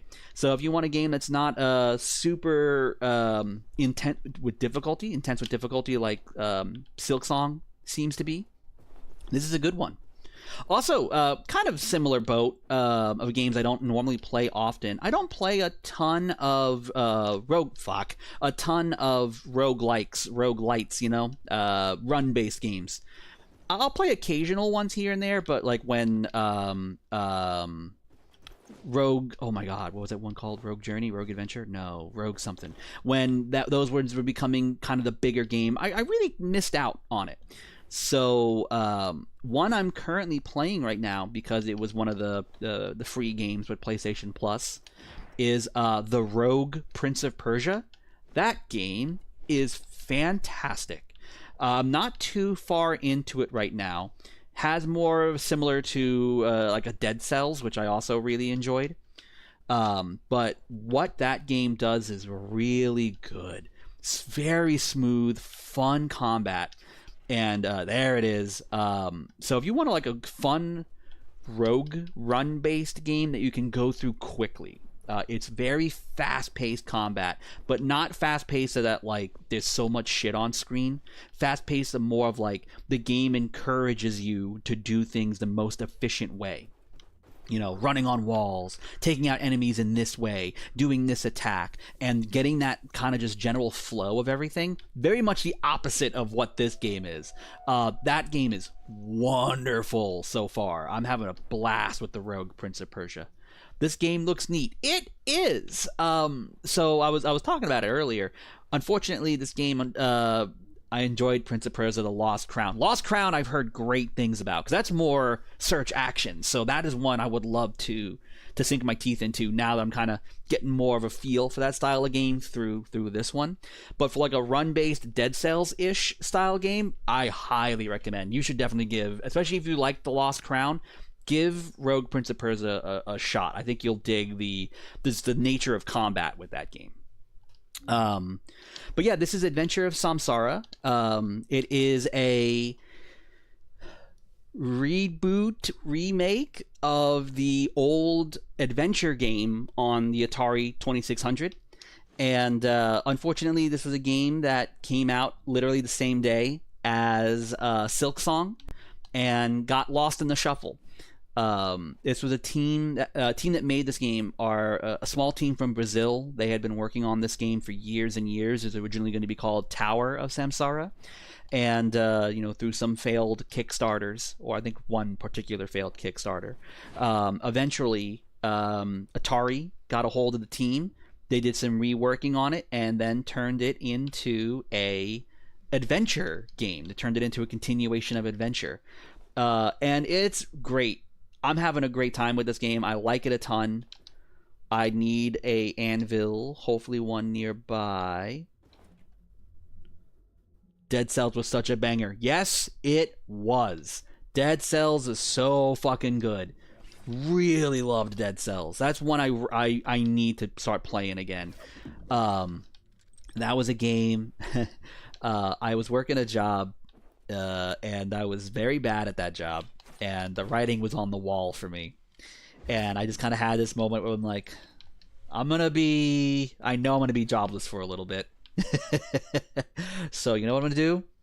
I'm gonna go to the store on my way home, and I'm just gonna, while I go look for work, I'm gonna have a little bit of fun, and I'm just gonna buy some games, and I'm going to just sink my time into them as I deal with the job hunt.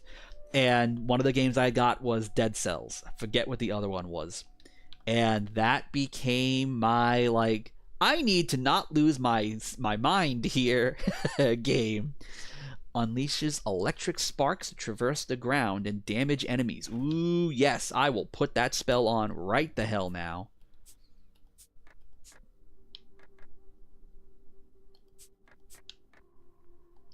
Oh, there are my other spells. Okay. Teleports back to last check when I'm using this. Okay, I'll use that later. Definitely want to use this for right now. Wonderful. Awesome. So I put a good amount of time into Dead Cells on my Switch, and that game kept me going. And then that game just kept going. Like there was so much expansion stuff and DLC, and one day I will get back to that game with all the stuff in mind. But it was the Castlevania thing. I was like, oh yeah, Dead Cells fucking rips. All right, the guy's just striking fast. Alrighty. Oh, please tell me the next room will have an anvil.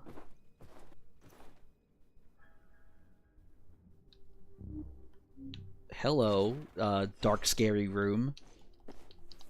Bat. No. Oh, boy. Okay. Someone's doing, trying to do the star thing from Trauma Center on me. Oh, it's the red dragon. It's Rindle. Okay. Okay. We got a dragon. We got dragon sign. Okay, there's also a lost child there. I gotta get rid of this bat. Yeah, I know you're gonna be a pain in my ass. Give me my money back.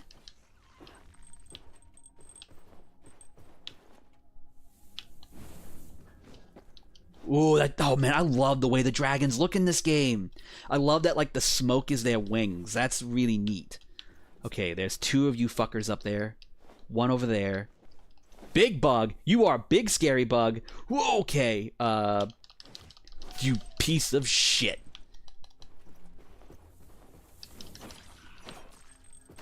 Oh crap. And I have I have no flasks. This is bad. This is bad. I gotta get out of here. I am not ready for this room. No.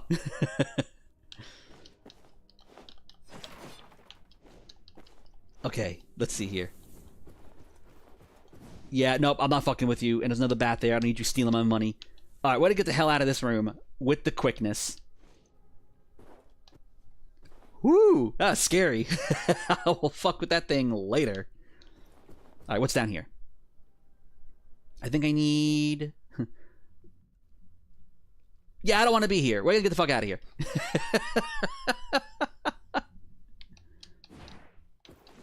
I am definitely now, I'm exploring too much. I need to go back on the beaten path here. I'm not ready for this, the smoke. Oops. Jumping, I find to be maybe a little floaty when you're hopping off of the rails here. But, at the moment, not too much of an issue. I think once we start getting the more intricate platforming, we'll see how that goes. Anvil is down here. Down here. Okay. Oh! Oh, that's right. The rock's in the way. I can't do anything about that. Hold on. I want to see... teleports back to last checkpoint. Okay, I wish I could kind of travel to one of my choosing here. Let's go... Let's see, where am I at here? Let's hit up that anvil. Let's play it safe here first, because I have no more flasks. My health is getting kind of low. Let's not worry about combat, except for that fucking bat who's gonna steal my money. Alright, it's gotta go up and to the right. Oh, there's another fucking bat. Oh, man, I gotta worry about you. You fucking pickpockets. Can I go up from here? I cannot. Okay, so I do have to go the long way. Oh, there's a data cube down there, too.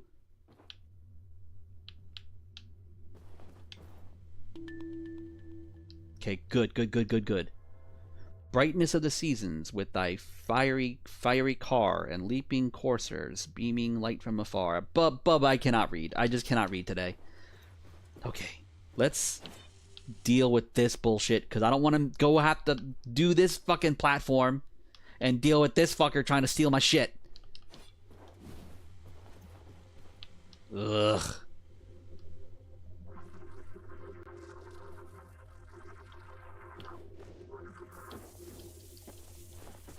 Yeah. Okay, leave me alone. Okay, you're up there. Can I reach you from here and now kick your ass? Yes, I can. Okay.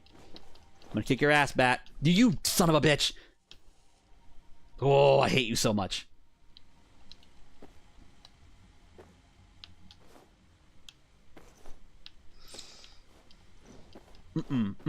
Not playing that game. Get down. There we go. Okay, I know platforming from, like, I can't just jump off of that and then go to the left and then try to land on... Okay.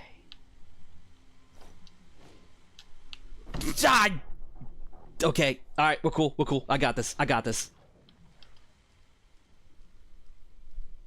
just got time to jump a little better.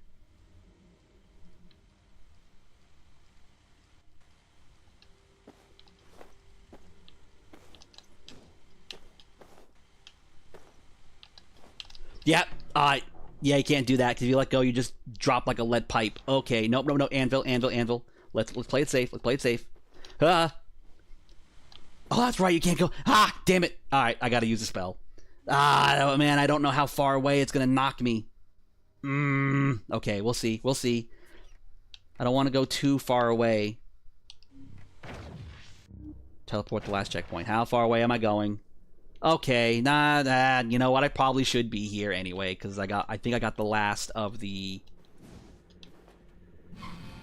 Yes, okay. You know what? I think I've done enough exploration. Let's actually just go back to the beaten path. And I know where I gotta go now. So I understand where I'm going now, which is good. Okay. Rest. Alrighty then. Let's go change my spell real quick, because I think I'm gonna have a boss fight. Let's do...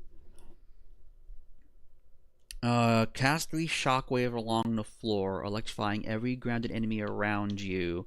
Expels nearby enemies, dealing damage to them all using a burst of condensed air. The Sun's Force push has seemed to be pretty powerful. Let's try the electric charges just in case I'm gonna get surrounded. Alright, boss battle time.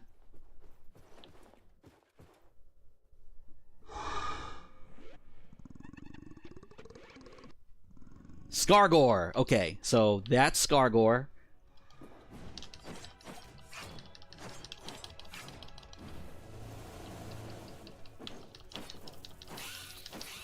There we go. Oh, bullshit. Okay.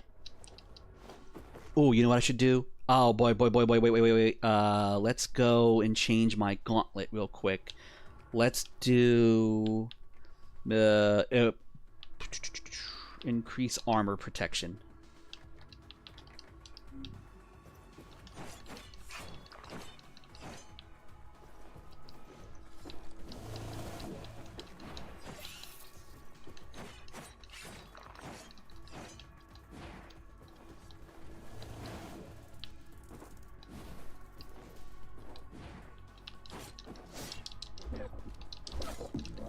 Get out of here with that weakness.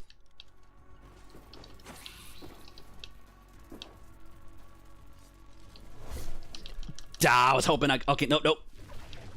Yep, that magic's where it's at.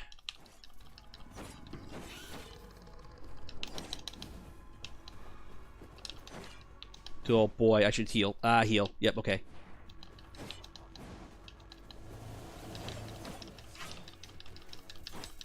Oh boy. Oh that went poorly.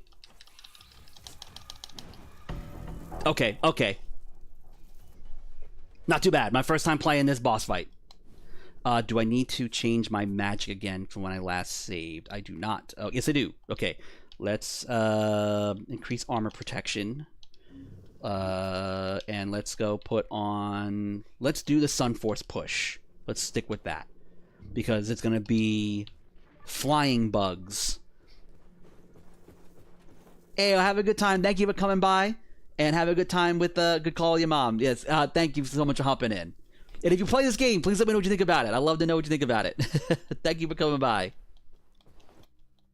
I think once I'm finished with this boss fight, we'll call it for a stream. Get over here, Skargor.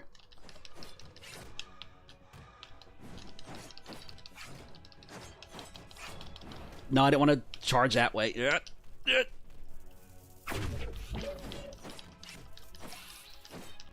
Okay, cool. Have a good one.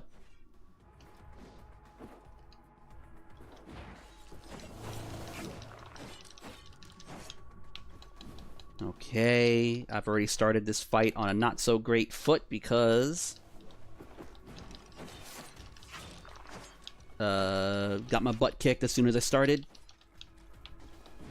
Alright, well at least it's not a lot of bugs, which seemingly... Wow, I don't know what was going on there. Okay.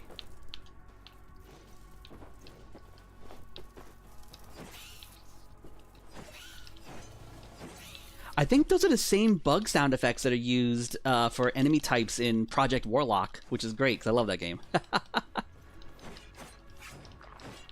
Hey, Steve, thank you for hopping in!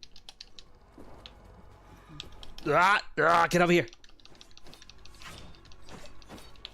Shit. No, I didn't want to dash that way. Alright, I really got to be more cautious of, like, the direction that I am facing when I go to do a dash. Oh, boy. Oh, crap. Everything I was just saying about this game being chill? Nah, fucking lies. Oh, get over here. Oh, boy, that jump is a little finicky. I gotta figure out what the hell's going on with that.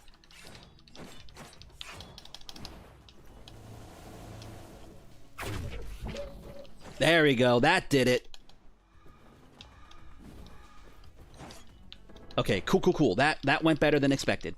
I have no more flasks left, though, so that's not great. Get rid of these pillars. Okay, good. Alright, it's a bug pillar. Oh, the bugs are a pain in the ass once they get too close to you. Because the combat, the way, I was talking about this earlier, but the way you attack, there is kind of a delay to everything. Think like old Castlevania, where it's not, oh, I hit the button and then I immediately throw my whip out. No, it's like you kind of have to be more deliberate with your pacing and everything. So with the bugs, they move faster than you can attack, so you really need to keep your distance from them.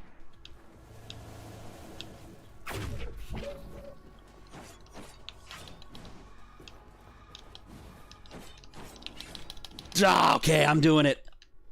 Fuck you with that bullshit, that little underhanded attack you got there. Go to hell. No, I did it again.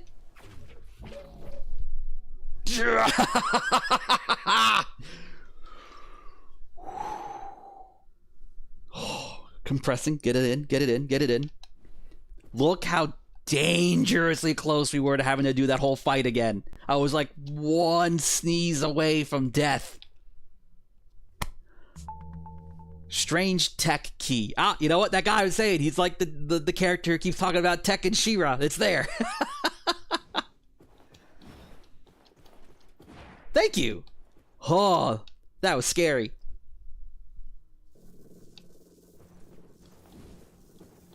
Hold on a second. Let me just... There we go. Alright, there was a door there, and then I'll open up that elevator, but I want to see where this door goes first.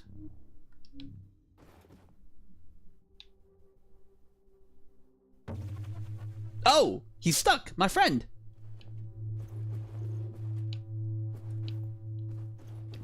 This astronaut character is seemingly the original Square you play as in Original Adventure. Have you stumbled upon any crimson scales from the Red Dragon? Bitch, I saw the Red Dragon and it tried killing me with the power of Satan. Like, what the hell are we doing here? They carry echoes from ages past, whispers from another time. Interesting. These necromancer notes remind me of legends from the Red Dragon's horde in my world. Take care out there, my friend. Ooh, we got an item. What do we got here?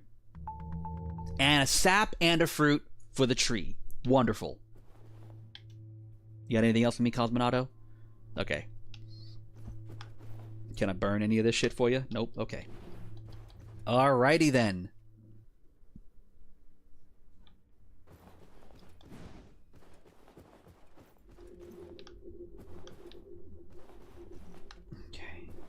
Alright, let's go to here. Let's go to the elevator.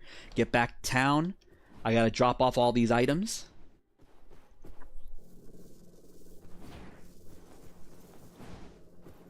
Save because I got a new item. Can I use the elevator now? Perfect. This game is good. I like this game a lot. Nope, I'm tired of you. I'm tired of you flying bug bastards. I played Adventure when I got one of those plug-and plays for the television. I remember feeling so smart figuring everything out. Yes, figuring out the maze, how to use the bridge. Like, oh yeah, that's what makes that game so cool. Is just the, you know, it's so obtuse enough just due to the nature of the type of game it is and the hardware that it's on, that when you kind of figure out like, what am I doing? What is this shit? Like, you just feel like the smartest person in the room. It's great. And this is, you know, it's definitely not trying to be like Original Adventure, this particular game. As I've said before in the stream, like, this originally was not an adventure game. It was an original game that turned into an adventure game. But the way this game handles everything, I think I get the vibe of adventure in a way that works, you know? I think this game is really neat.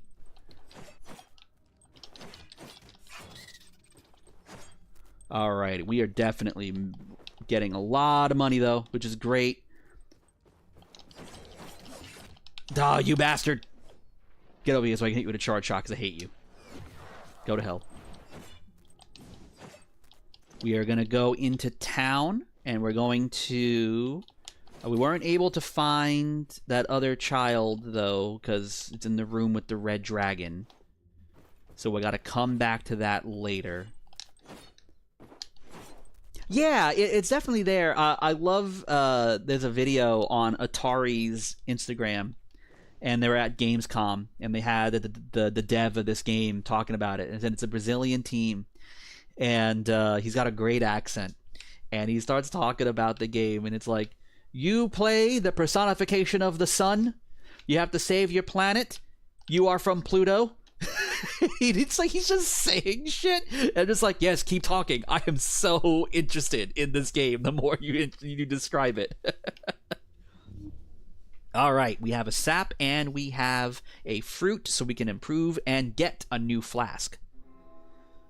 Should you chance upon fresh sap, I beseech you to bring it forth to me. Well, hey, guess what? I got it for you. Well, well, you have discovered a precious fruit from the Orphic tree, a treasure beyond measure. Behold, your healing ability should now be greatly enhanced. Wonderful, and now... oh, no, wrong button. Please give me another flask, because I have some sap for you.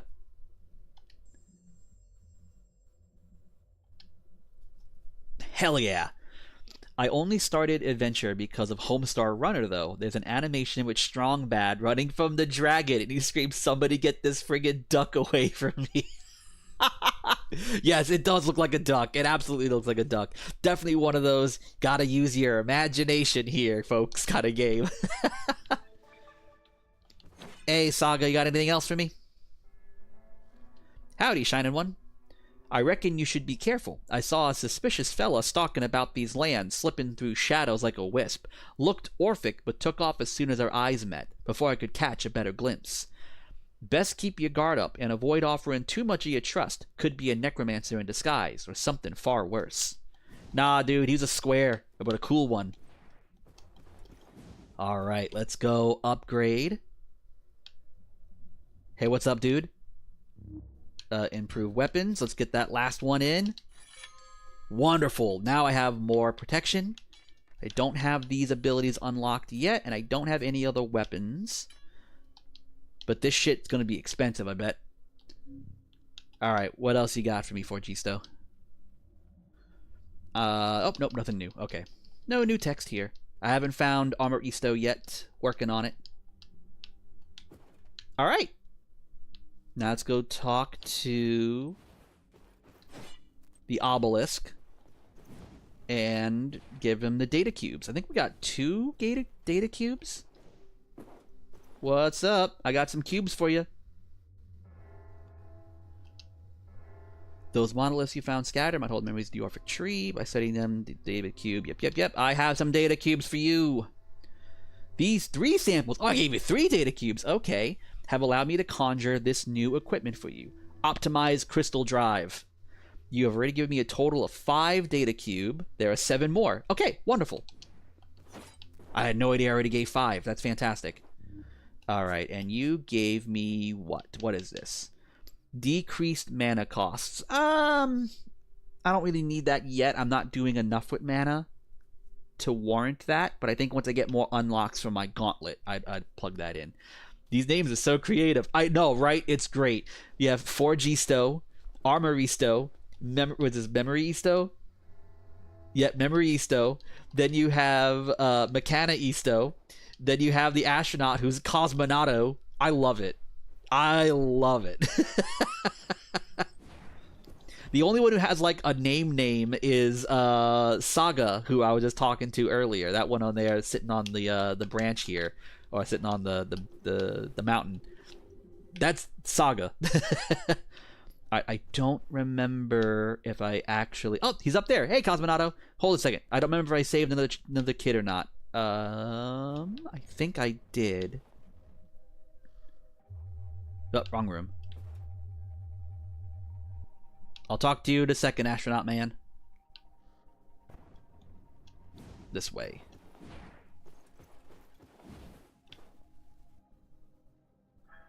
I did. Wonderful. Okay.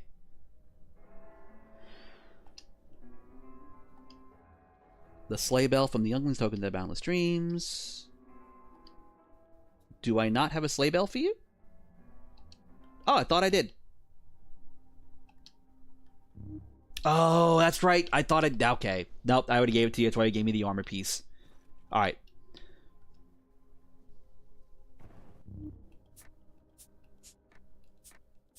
Yeah, okay. I don't have another one. A high-tech key from some sort of engine. Okay, that'll be for later, I'm sure. Alright, let's go talk to the astronaut real fast.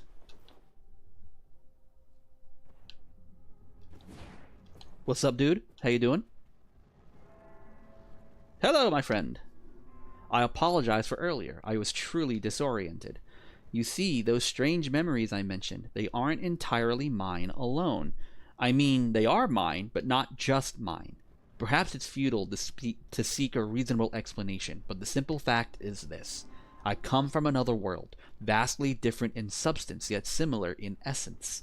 These memories are specific shapes of general ideas. As such, they are the shared meaning between our worlds, and perhaps many others. I need to find a way back home. This is your adventure, not mine. I'll remain here in the shadows of the Orphic village, trying to stay unseen. Being not of this world, I should be cautious not to interfere too much. Take care out there, my friend. Forgot to talk to Quest. Quest to be... Yes, that name. Oh, I want to break this thing up there and I can't get to it yet. Alright, let's see. Do I have a crow on the map? I don't. So that means I can kind of do whatever the hell I want. Alright, wonderful. Exploration time. I want to go fill in that... There's a block there that has nothing in it. I wonder if I can fill that in. I must now fill it in. Save. Get out of my way. I'm on an adventure. I must fill in the map.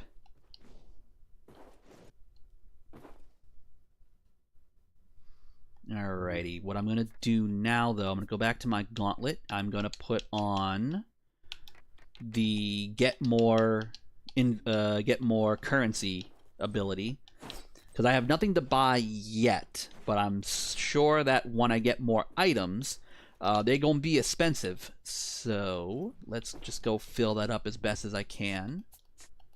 Back to the map. Okay, down here. There is no fall damage, which is great, but, you know, pits still hurt. Alright, up there. What's up there? I must discover.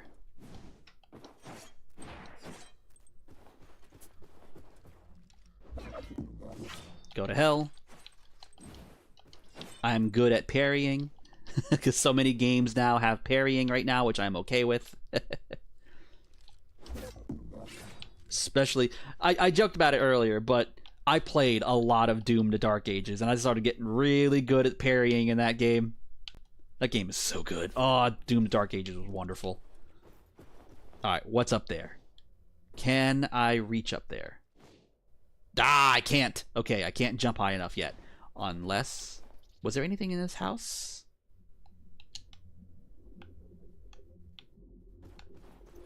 Was there any alternate path or something that will lead me up there? That does not seem to be the case. Okay, so that's why that area is blocked off on the map. I just can't reach it quite yet. But I want to, damn it. So I have a dash, but the dash is purely defensive. Like, you can't use the dash in the air.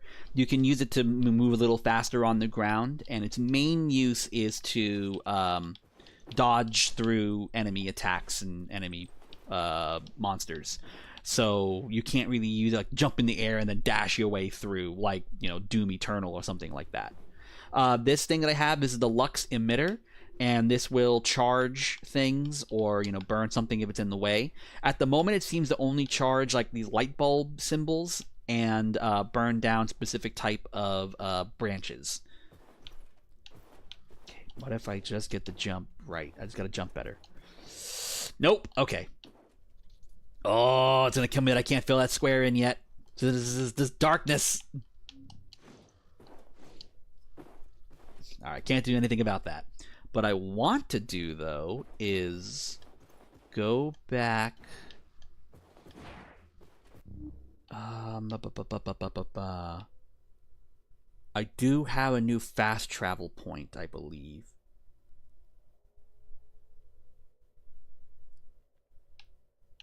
Let's go up there, because I did not go down this path. Okay. Thankfully, these little spider buddies, they don't really do anything. They're the kind of enemy that hurt you if you touch them. So they don't really have any combat patterns. These fucking bugs. The bugs, the bats, kicking my ass. There's this account I follow. They've been around for a bit. They're called Paperback Paradise. And they have like these fake... I think it's actual book covers, but they change like what the title of the book is and the text on the back of the book. And there's one where it's an like a knight, and the book is titled "The Bats That Kicked My Ass." And that is where I'm at right now. Just deal with all these bats that keep kicking my ass.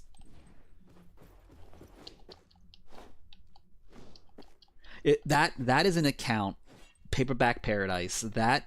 The first time I stumbled upon that one, I was like still using Twitter a while ago. God, boy, I hate this fucker. I hate him so much. I hate him. Thank you. That account, I would read some of those books and like the covers and the text on the back of the book, and I would just be in tears, like reading it, you know, in a car ride. I'm in the back seat, and like I have to like try to keep it together because I can't explain why a book titled "I'll shit in your mouth, buddy," and it's like an angry bird on the cover is the fun.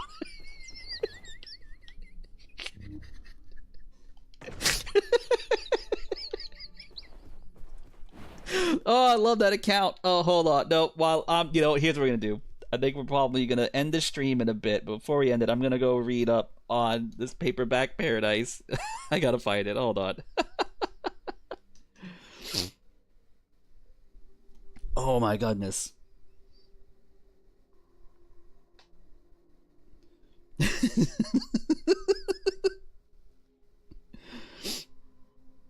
Oh boy. Oh, I here we go.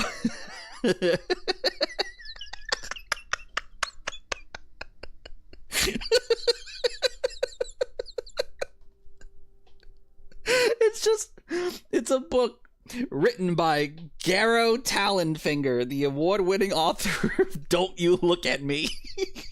And the book is called I'll Shit Right in Your Goddamn Mouth, Fucking Dare Me. It's just this fucking bird. Just some regular ass bird on the counter.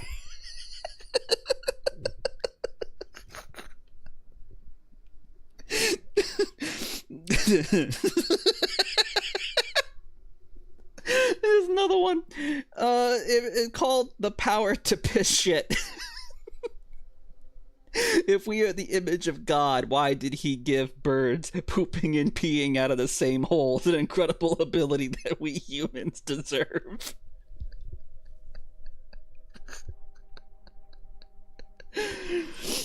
Okay. Yep, that's it. That's great. I love that. I love Paperback Paradise. It's so fucking funny. Holy shit. Oh. I'm cool. I'm fine. Actually, you know what? Oh, what time is it? I got a little bit of time. I want to go back to that red dragon real quick. I want to see if I can kick that dragon's ass. Because there was like a bug in the way. Book race is a good point.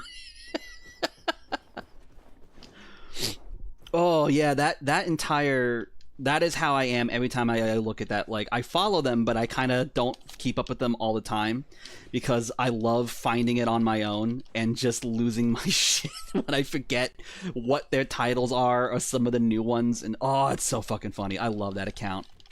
I think they're on Instagram and they're on definitely on Blue Sky. I don't remember if they're still on Twitter, if anyone still uses that. But oh my god, that fucking account kills me. It is the most my type of stupid humor. Alrighty, let's get that. And I did not go this way. Okay, let's see what's down here first. Oh, just another way to the frozen aqueducts? Oh, okay, that's fine. That's cool. That's actually good to know. Because this was the path I didn't take. I took the very long way round. Uh-oh. Come on, let me parry you, dumbasses. Get over here. Oh, 2 for 1. Hell yeah. That felt great. The bookmarks are so good, aren't they? Shit. There you go. That, oh, yep. That Paperback Paradise is one of my favorite fucking accounts. Oh, I hate you so much. I hate these fucking charging ding-dongs. Because you can't parry them, so you just kind of have to just... Ah, I hate you so much. I hate you. Die already.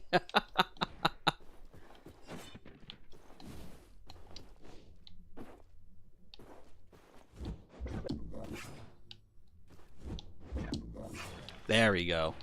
Alright, can't open up that one yet.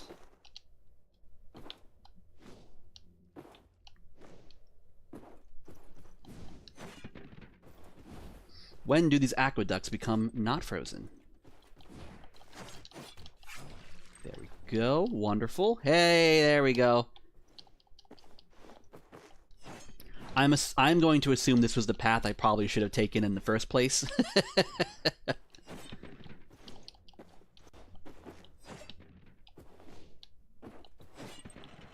There we go. Opened up that gate. Ooh. Ooh, there's a mana up there. There's a mana recharge. Wonderful. I gotta get back up there. Is that a secret wall? I think it was. Okay, cool, cool, cool. Gotta go back. Gotta go back.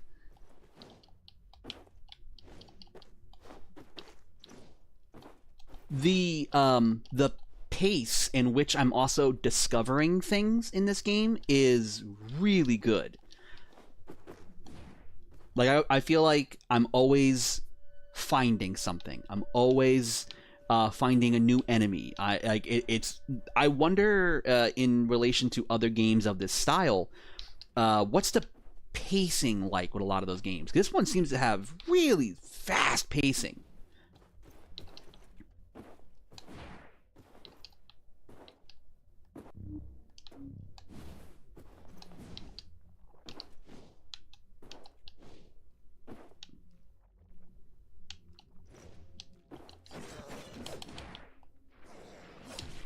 There we go. Oh, that felt good.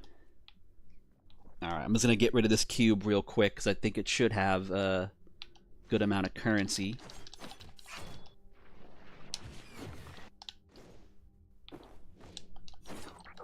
Nope, it didn't. There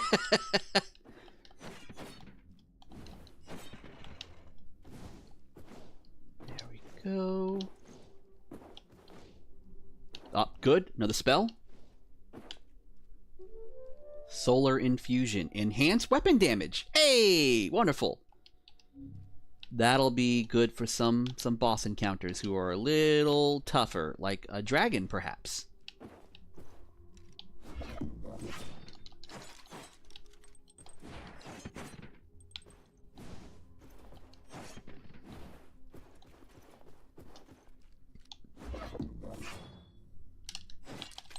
Perfect. All right. Ah, yes, and this lid. Okay, so I took the long way round when I got here the first time. Okay, that's not too bad. Now I got the alternate path, which they did say there were multiple paths.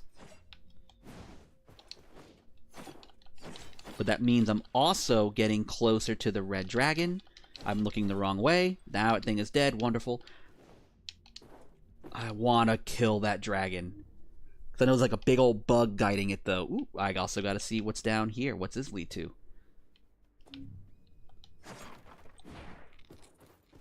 Ah, damn it. Oh, wow, that does a ton of damage. Get out of here.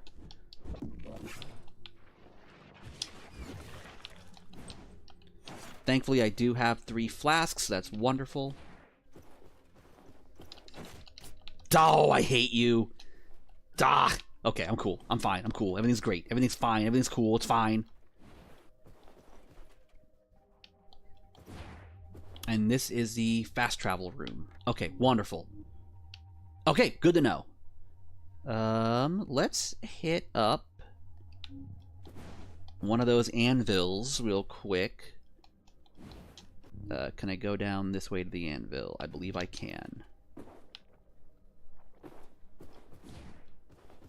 And then we're gonna go fight a dragon.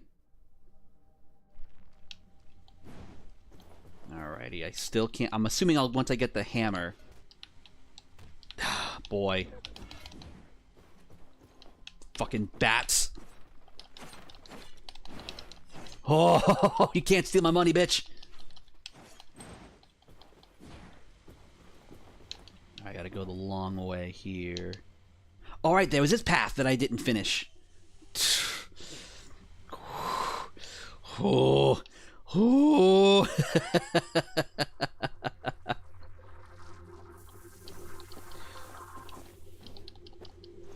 You fucking rat with wings, get over here.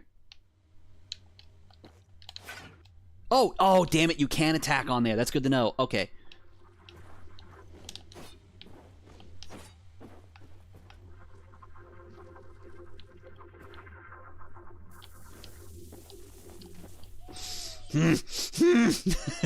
Ah! The bats are the worst. They're the worst. They're my mortal enemy. You get the...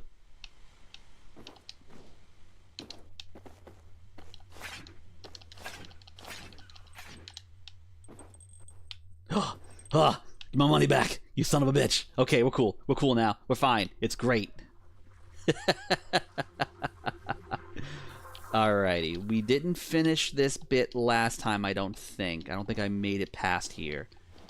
We are near almost an anvil, so I will get that. There's another one? We're cool. We're fine. We're fine. We're cool. It's good. Great.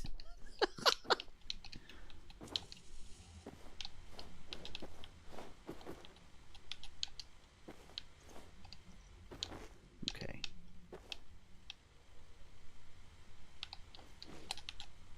There we go. Okay, so now let's charge this bad boy up. Interesting. Why do those have paths I can hold on to? So I will probably have to get rid of this, maybe?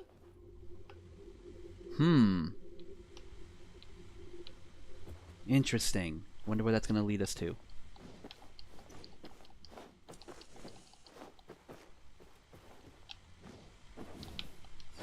I could not make that jump before. How did I make it now? Whatever. Whatever. It's fine.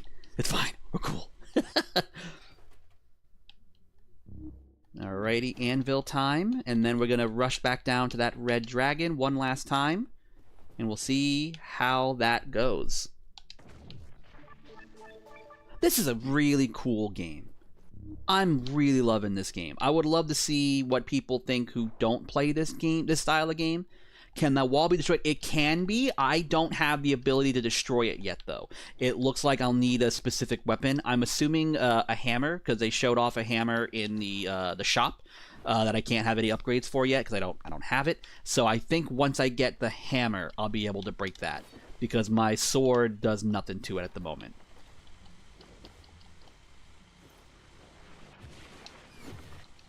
Yeah, nothing yet. So, and I burned a.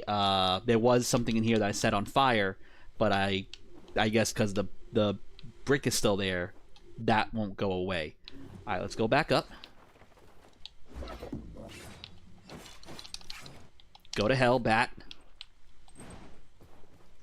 So the bats also did that in Adventure. They would steal the key.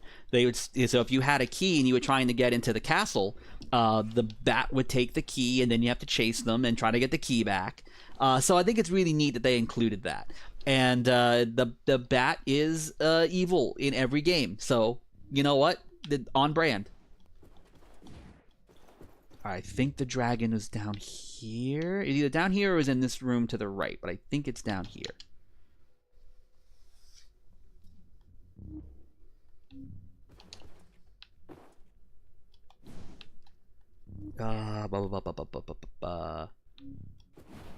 Where did this lead again? I don't remember.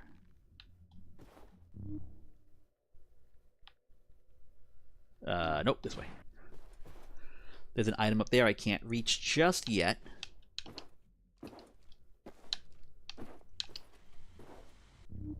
Yep, this is where we want to go. Okay. Down, please. Thank you.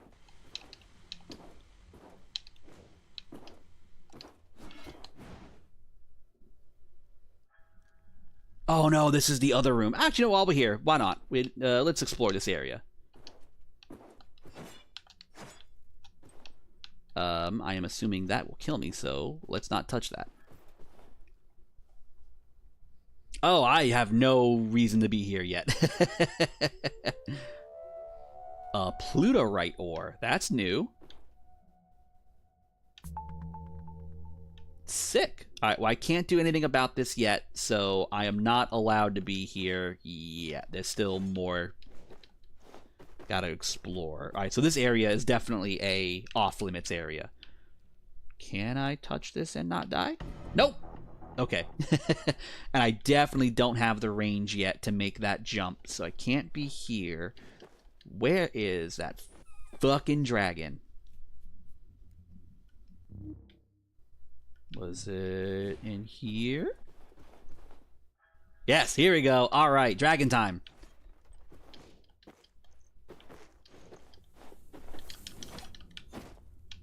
Oh, okay, so that explosion is wide. There's some splash damage on that explosion. Good to know. Thankfully, though, I do have 3 flasks. Oh, there's a child I thought I saved. Okay, so once I kill the dragon, then I can save him. All right, let's go deal with these ones.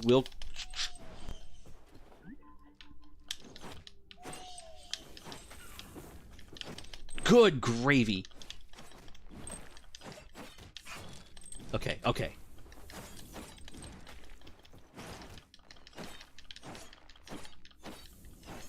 Nah. Can I don't know if I can dash through.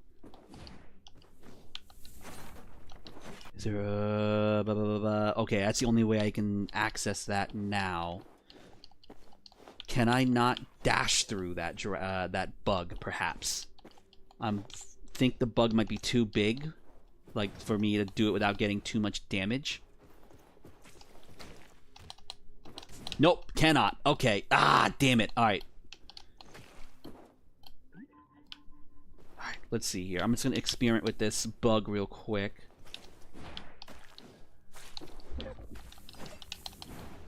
And we got another fucking bat.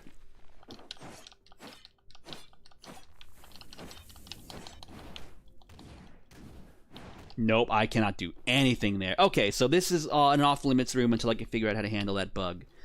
But I think we will call it a day for adventure. This game's great. I think this game's really good. I'm really enjoying my time at Adventure of Samsara.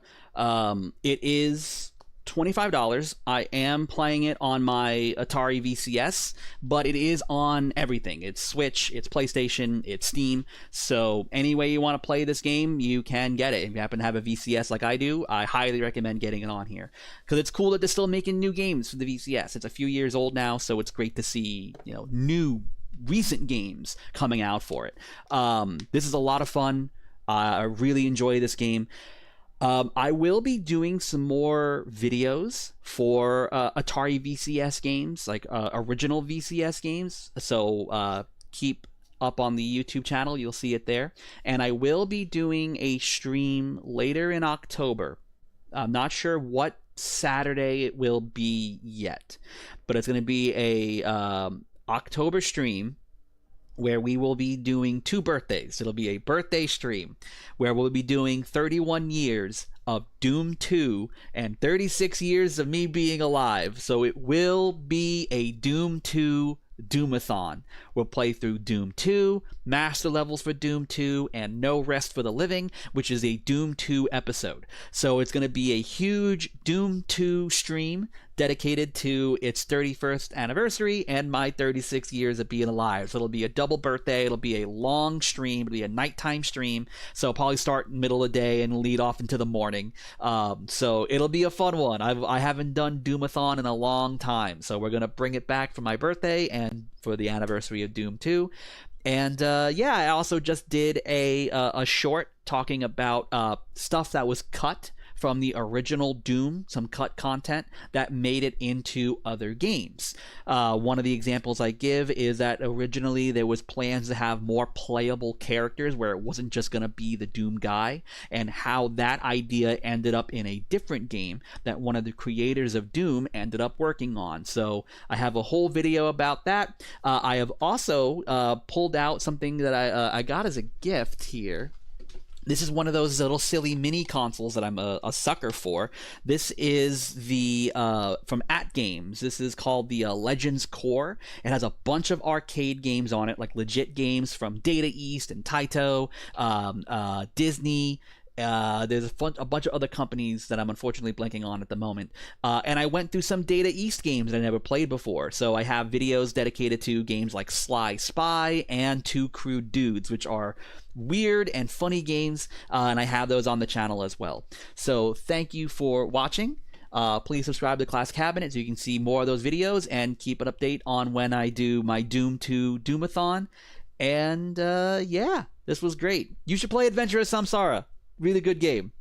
All right, y'all. You have a great day. And if you happen to live in the part of Florida that I'm living in, stay dry because it's gross out there, apparently. Have a good night, y'all. Or day. It's 12 o'clock. Have a good day, y'all.